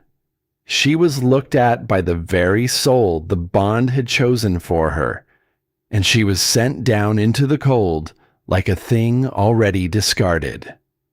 Knox lifted his head. His golden eyes were drowning. "No," he choked out. "No, please. There is so much that was never said. Please hear it." He dragged himself upright onto his knees, swaying, and the words came pouring out of him, then like water through a broken dam. That cell was the one place in the whole castle the assassins could not reach. The lowest lock, the deepest stone. The elders had paid for a death already. Blades hired out of the northern factions, set to come that very night, into the chambers, in the dark. The lowest room was the only door even they could not breach. His voice cracked clean down the middle. It was never a punishment. It was the only cage in all the world that could keep that life still breathing. The plan was to take the castle back by dawn, chain the elders, break the plot apart, and open that iron door with the sunrise, and finally say every word that had gone unspoken. He pressed his shaking hands flat against the mud. "But the door opened on an empty room," he whispered, "and the world has been empty ever since." Della stood very still as the words washed over her, and piece by terrible piece, the puzzle of that long-ago night began to turn, and to lock into place. Marlene Webb's strange, frantic eagerness to set her free. Brock Mercer's mocking warning about a beta quietly sharpening a knife for his king's back. The smiling, patient cruelty of Garrett Boyd, who had so very much to gain from a kingdom drowned in its ruler's grief. The betrayal had not been the dark at all. The betrayal had been Garrett, who wanted her gone in order to shatter the Alpha. Marlene, blackmailed and weeping, used as the hand that did the pushing, and Knox himself, drowning in his own paranoia, trying to save her life in the one foolish and silent way his pride could imagine. It should have melted her. A year ago, it would have. The frightened girl would have flung herself across the mud and into his arms, weeping her forgiveness, grateful beyond words simply to be wanted after all. But the woman the dark could not keep did not move. Because she had not walked all this hard way to learn that his cruelty had merely been a mistake. She had walked all this way to learn whether he could understand what the mistake had truly been. "Why," Della said softly, "was nothing said?" Knox looked up at her, stricken. "There was a plot," he began. "There was no time. There were hours." Della cut across him, and now, at last, something burned beneath the calm, low and fierce as a banked coal. There were guards to send. There was a single word that could have been carried down those stairs. Even silence has a shape, Knox, and the shape that silence took was this. She let the river roar in the space between them before she finished. A man decided alone what was best for the woman the bond had given him. He decided she would be safer not knowing, not speaking, not choosing. He locked her away in the dark for her own good, and never once thought to ask whether she might rather face the blade with her eyes wide open. She took a slow breath. That is the betrayal, not the cell. The silence. Protecting a soul by stealing its voice is not protection at all. It is only a kinder name for the very same cage. Knox went utterly still, and she watched it land. Watched it reach the place the apology had not reached, the place far beneath the grief, and the relief, and the desperate trembling joy of finding her alive. Watched him understand, perhaps for the first time in his proud life, that he had not failed her by being too weak to protect her. He had failed her by deciding she was a thing to be handled rather than a person to be told. "A proud, stupid fool," he whispered. And the words were not an excuse now. They were a verdict passed by the man upon himself. A king who believed that carrying the danger alone was the same thing as strength, who looked at the one soul made to stand at his side and treated her as something to be hidden away and managed and kept. His head dropped low. "The lowest room did not break her," he said, almost too quiet to carry over the rushing water. It showed, in cold stone, exactly how little she was ever trusted to stand on her own 2 feet. And that is the far worse crime. Della's throat tightened against her will. That was the thing she had needed. More than the explanation, more than the tears. Not his account of the danger, his understanding of the wound. But understanding was not the same as forgiveness. And forgiveness, she had learned across one long and frozen year, was not a gift to be handed out in a single trembling moment beside a roaring river. It was a thing that had to be earned, slowly, in the daylight, by deeds, and never by weeping. So she did not kneel to him. She did not reach down and lift him up out of the mud. She let him stay there, on his knees, in the wreckage of everything his silence had built, and she let him feel the full weight of it. "The girl who was banished is gone, Knox," she said, and her voice rang now with the whole weight of everything she had bled to become. "She died out in the snow a long time ago. What stands on this riverbank tonight was not built by a king, and it will not be unbuilt by one." She took a single step toward him and stopped, just out of reach. "There is a valley back there full of broken souls who found their feet because of her. There is a name whole packs speak now, half in fear and half in hope. None of that was ever given to her. Every scrap of it was taken back, out of the dark, with bleeding hands and an empty stomach, and no one's permission but her own." The last light died on the surface of the river. The water turned to moving shadow, and her silver eyes burned in the dusk like 2 cold coals. "If there is any road left between these 2 souls," she said, "it does not begin with forgiveness. It begins with proof. And the first proof stands waiting in a stone castle 2 days west of here."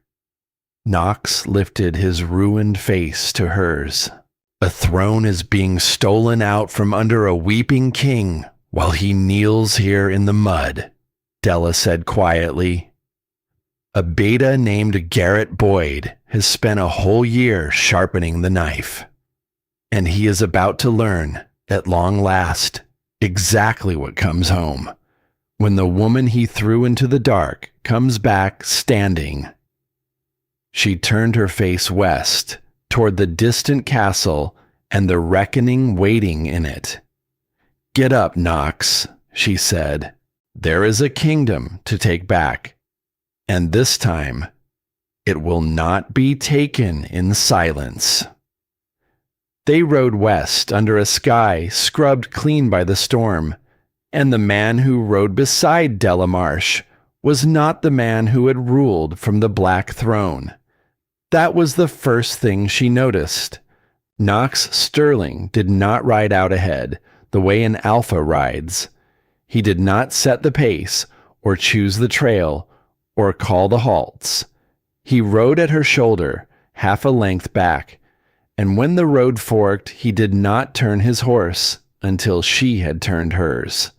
It was a small thing. It was everything. Because Della had not come west to be rescued, and she had not come to forgive. She had come to see whether a man who had spent his whole life deciding things alone could learn, at last. to stop. And so she watched him. She watched on the first night when the band made camp in a cold hollow, and a question came up about the western approach to the castle. The old Knox would have answered it himself, fast and final, and expected the silence that followed to be agreement. This Knox turned to her. "What does the valley advise?" he said. "Not the king, not the strategist. The valley. Her people. Her council." Sloane laid out the lay of the land, the gate that was weakest, the wall that had crumbled in last year's frost. Boone spoke of the guards and where their loyalty had likely gone. And Knox Sterling, Alpha King, sat among them in the firelight and listened, truly listened, and asked questions instead of giving orders. And when Della finally spoke her plan, he did not improve on it. He simply nodded. "Then, that is the plan," he said. Across the fire, Sloane caught Della's eye, and one sharp eyebrow lifted, just slightly. Even she had not expected that. Later, when the others slept, Knox came and sat a careful distance from where Della kept the last watch. He did not crowd her. He did not reach for the bond that hummed low and warm between them, though she could feel how badly he wanted to. "There is a thing that needs saying," he said quietly, eyes on the embers. Della said nothing. She let him find the words on his own. That, too, was a kind of test. "A whole year was spent searching," Knox said, "across storms, across the country, draining a kingdom dry. And the searching was real, every cold mile of it. But the truth underneath it was never as noble as the grief made it look." He turned the words over slowly, like a man examining something he is ashamed to have made. The search was for a thing that had been lost, a possession, a piece of a king's own soul, gone missing from its proper place. He shook his head. It took a riverbank and silver eyes to understand that what was lost was never a possession at all. It was a person, a whole person who had been deciding her own fate brilliantly for a year without any king at all. He finally looked at her. "The valley you built did not need finding," he said. "It needed only to be seen. And the man who could not see it the first time is trying to learn how to see it now."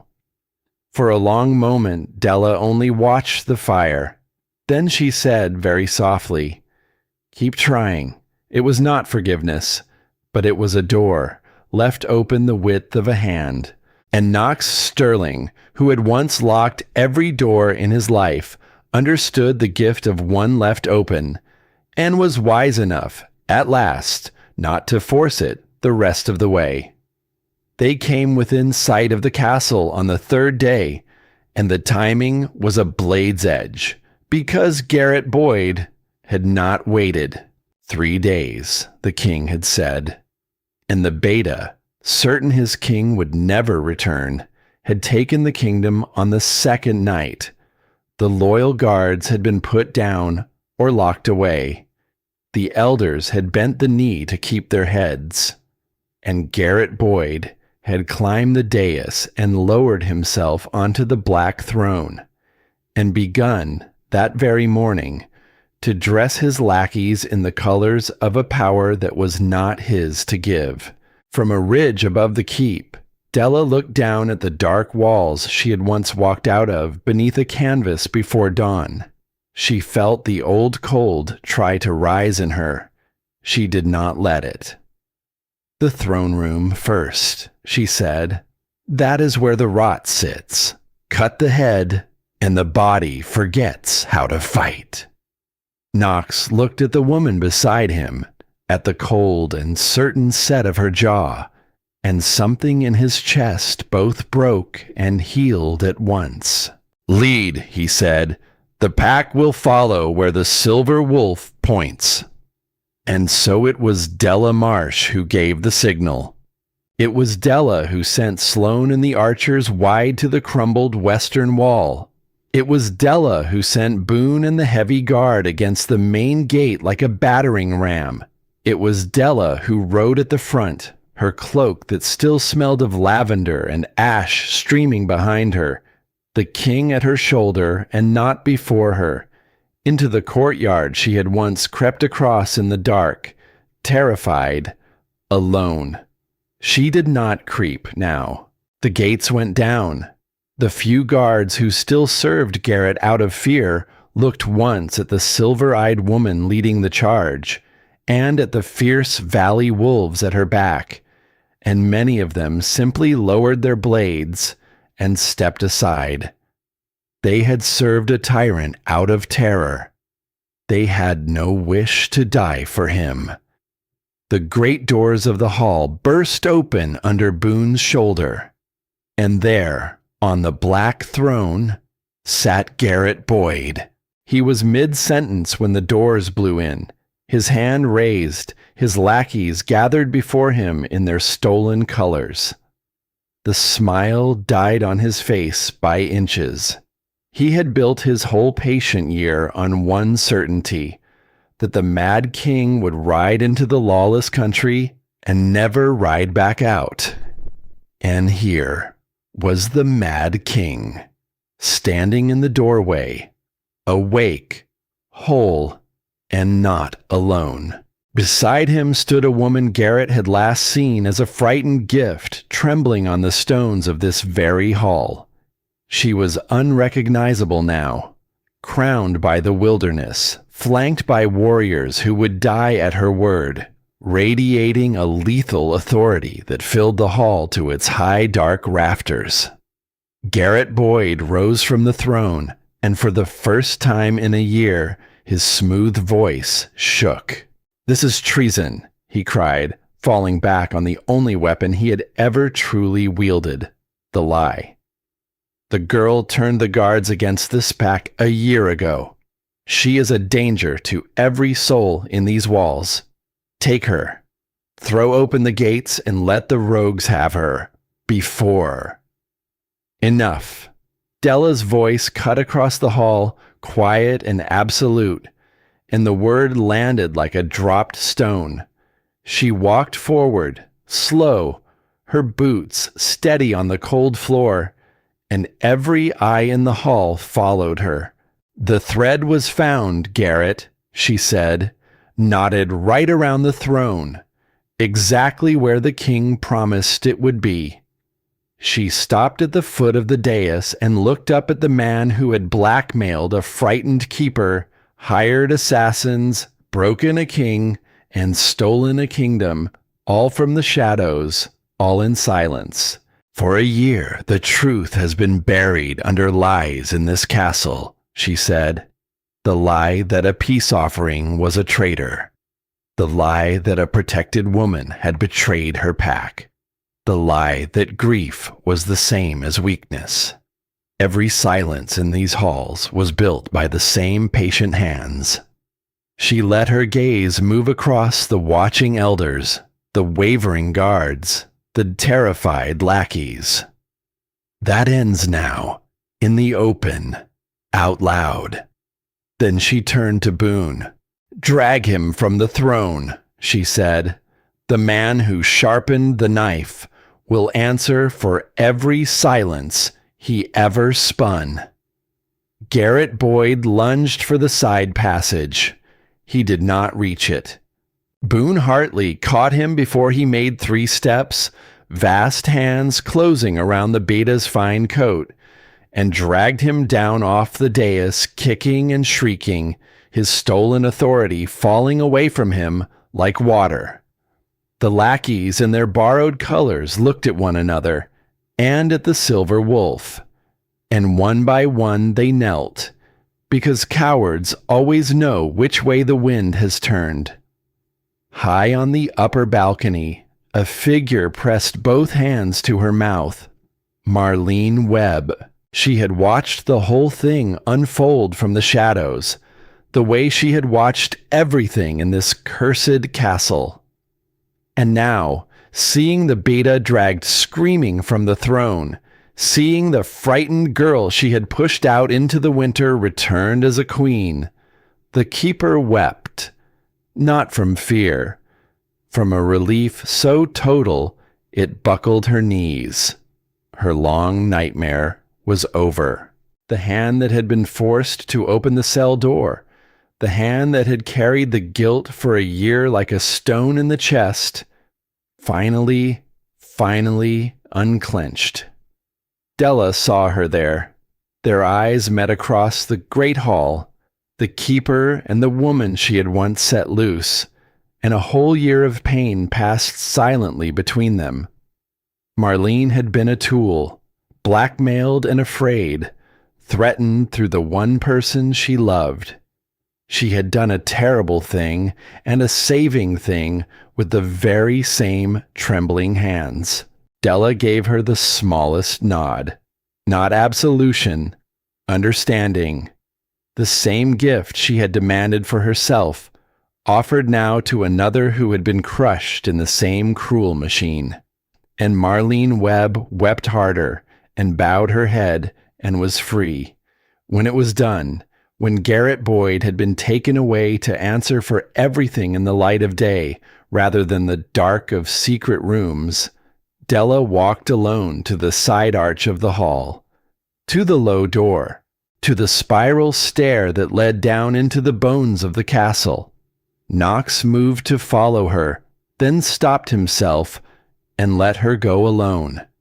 Because some doors a person must walk back through by herself, or not at all. She went down the slick stone steps, past the thinning torchlight, into the cold that lived in the walls and never left them.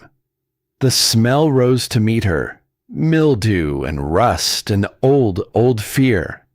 And at the bottom, she stood before the iron door of the lowest room, the door that had closed on her with a sound like the end of the world.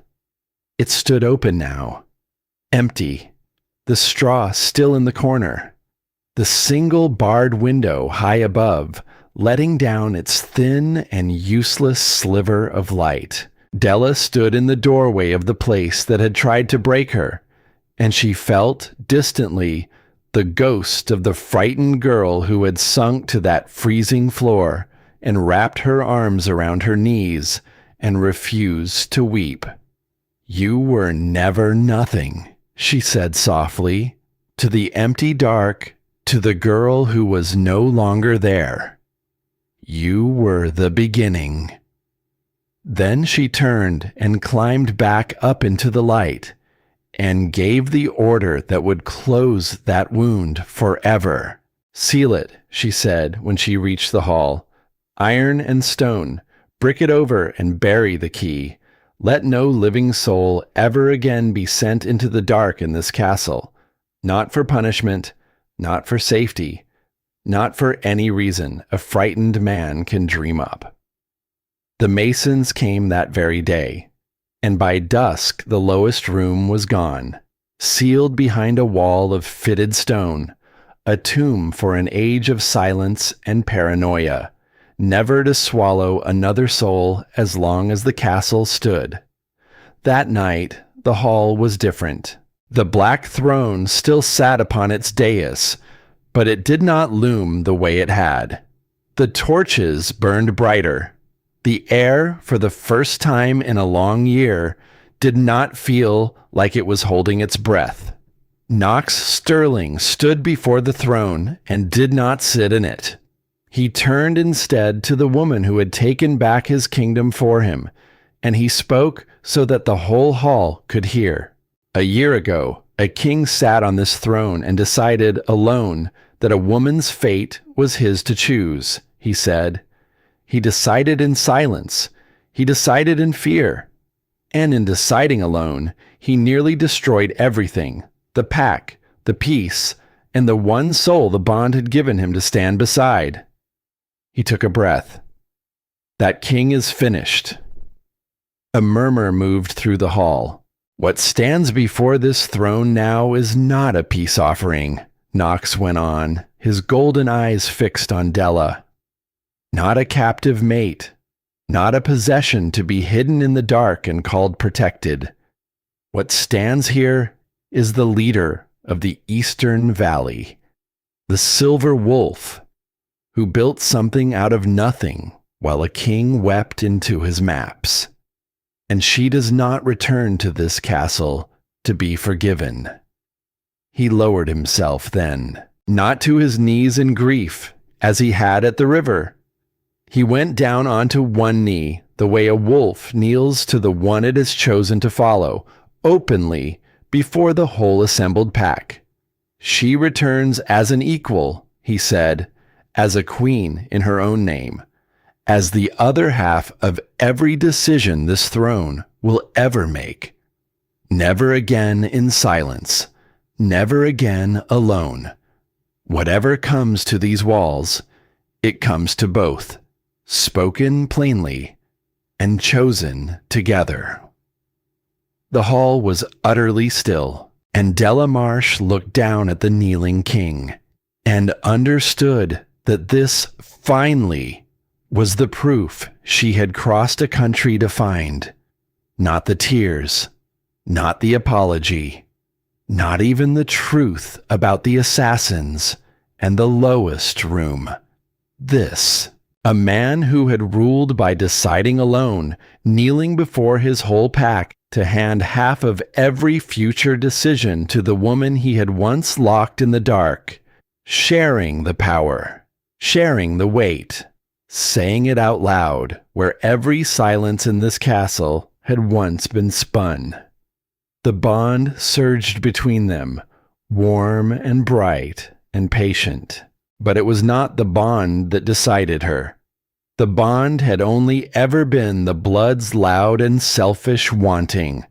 What decided her was a clear-eyed woman, standing in a hall she had once been dragged out of, weighing a kneeling man against everything she now knew herself to be, and choosing on her own feet, by her own word.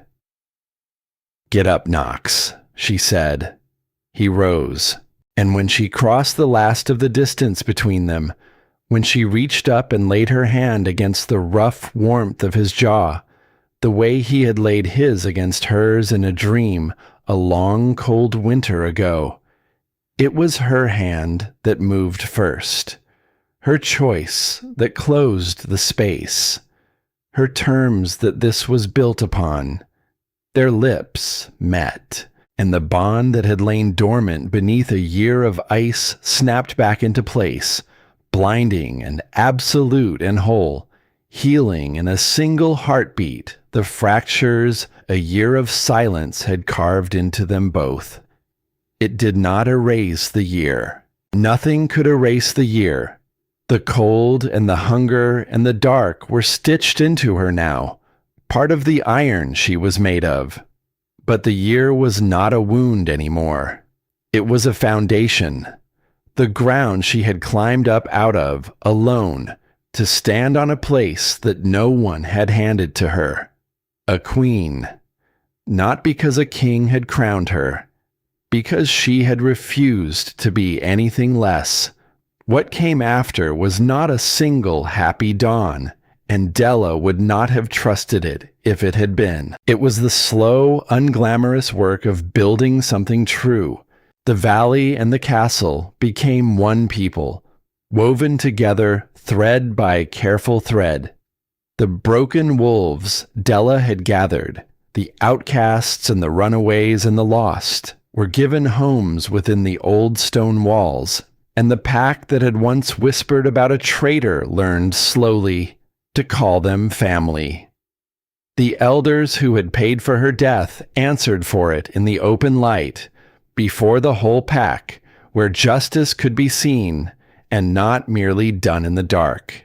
And the new reign was not built on the old foundations of fear and silence, and a king who carried everything alone. It was built on listening. Knox learned it the way a man learns anything hard, badly at first, and then better. He learned to ask before he decided. He learned that sharing the weight did not make him weaker, but doubled his strength. He learned that the woman beside him saw things he could not, precisely because she had stood in places he had never been, the dark cell, the snowbank, the long road back. And when the old habit rose in him, the kingly urge to handle a danger alone and spare her the knowing, he would feel her steady gaze, and he would stop, and he would speak the thing out loud instead. Never again in silence. It became the law of their reign, unwritten and unbreakable. And Della, for her part, learned that strength did not have to mean standing alone, the way it had in the cold years. She learned to let someone share the watch. She learned that a wall built around a wounded heart, which had kept her alive in the wilderness, did not have to be the place she lived forever. She learned, slowly, to let the door stand open more than the width of a hand. That, too, was a kind of transformation, maybe the harder one. Often, in the quiet of evening, the two of them would walk the high walls of the castle together and pass the stretch of fitted stone where the lowest room had once been, and neither of them would speak. There was nothing left to say to it. The dark behind that wall had taught its lesson, and the lesson had been learned, and that was the only power any darkness ever truly has, to be walked through and understood and left behind, because that was the truth at the bottom of all of it. A person's worth is never a thing handed to them, not across a border, not from a throne, not even from the soul the bond has chosen. It is not given, and it cannot be locked away in the dark, no matter how deep the stone or how heavy the iron. It lives inside the one who carries it, stubborn as an ember, waiting only for the cold to grow cruel enough to wake it. And love, the real and lasting kind, is not the blinding spark of a bond, or the grand gesture of a king kneeling in the mud. It is the quiet daily work of two souls choosing each other in the open, of weight shared instead of carried alone, of voices kept and never stolen, of doors left standing open on purpose every single day. Della Marsh had walked into a castle once as a frightened gift and been thrown into the deepest dark a frightened man could find. She had walked out before the dawn, a ghost, alone, and she had come back in her own time and by her own word, as a queen who answered to no one's measure of her but her own. The dark had not broken her. It had only shown her, at last, exactly how much light she had been carrying all along.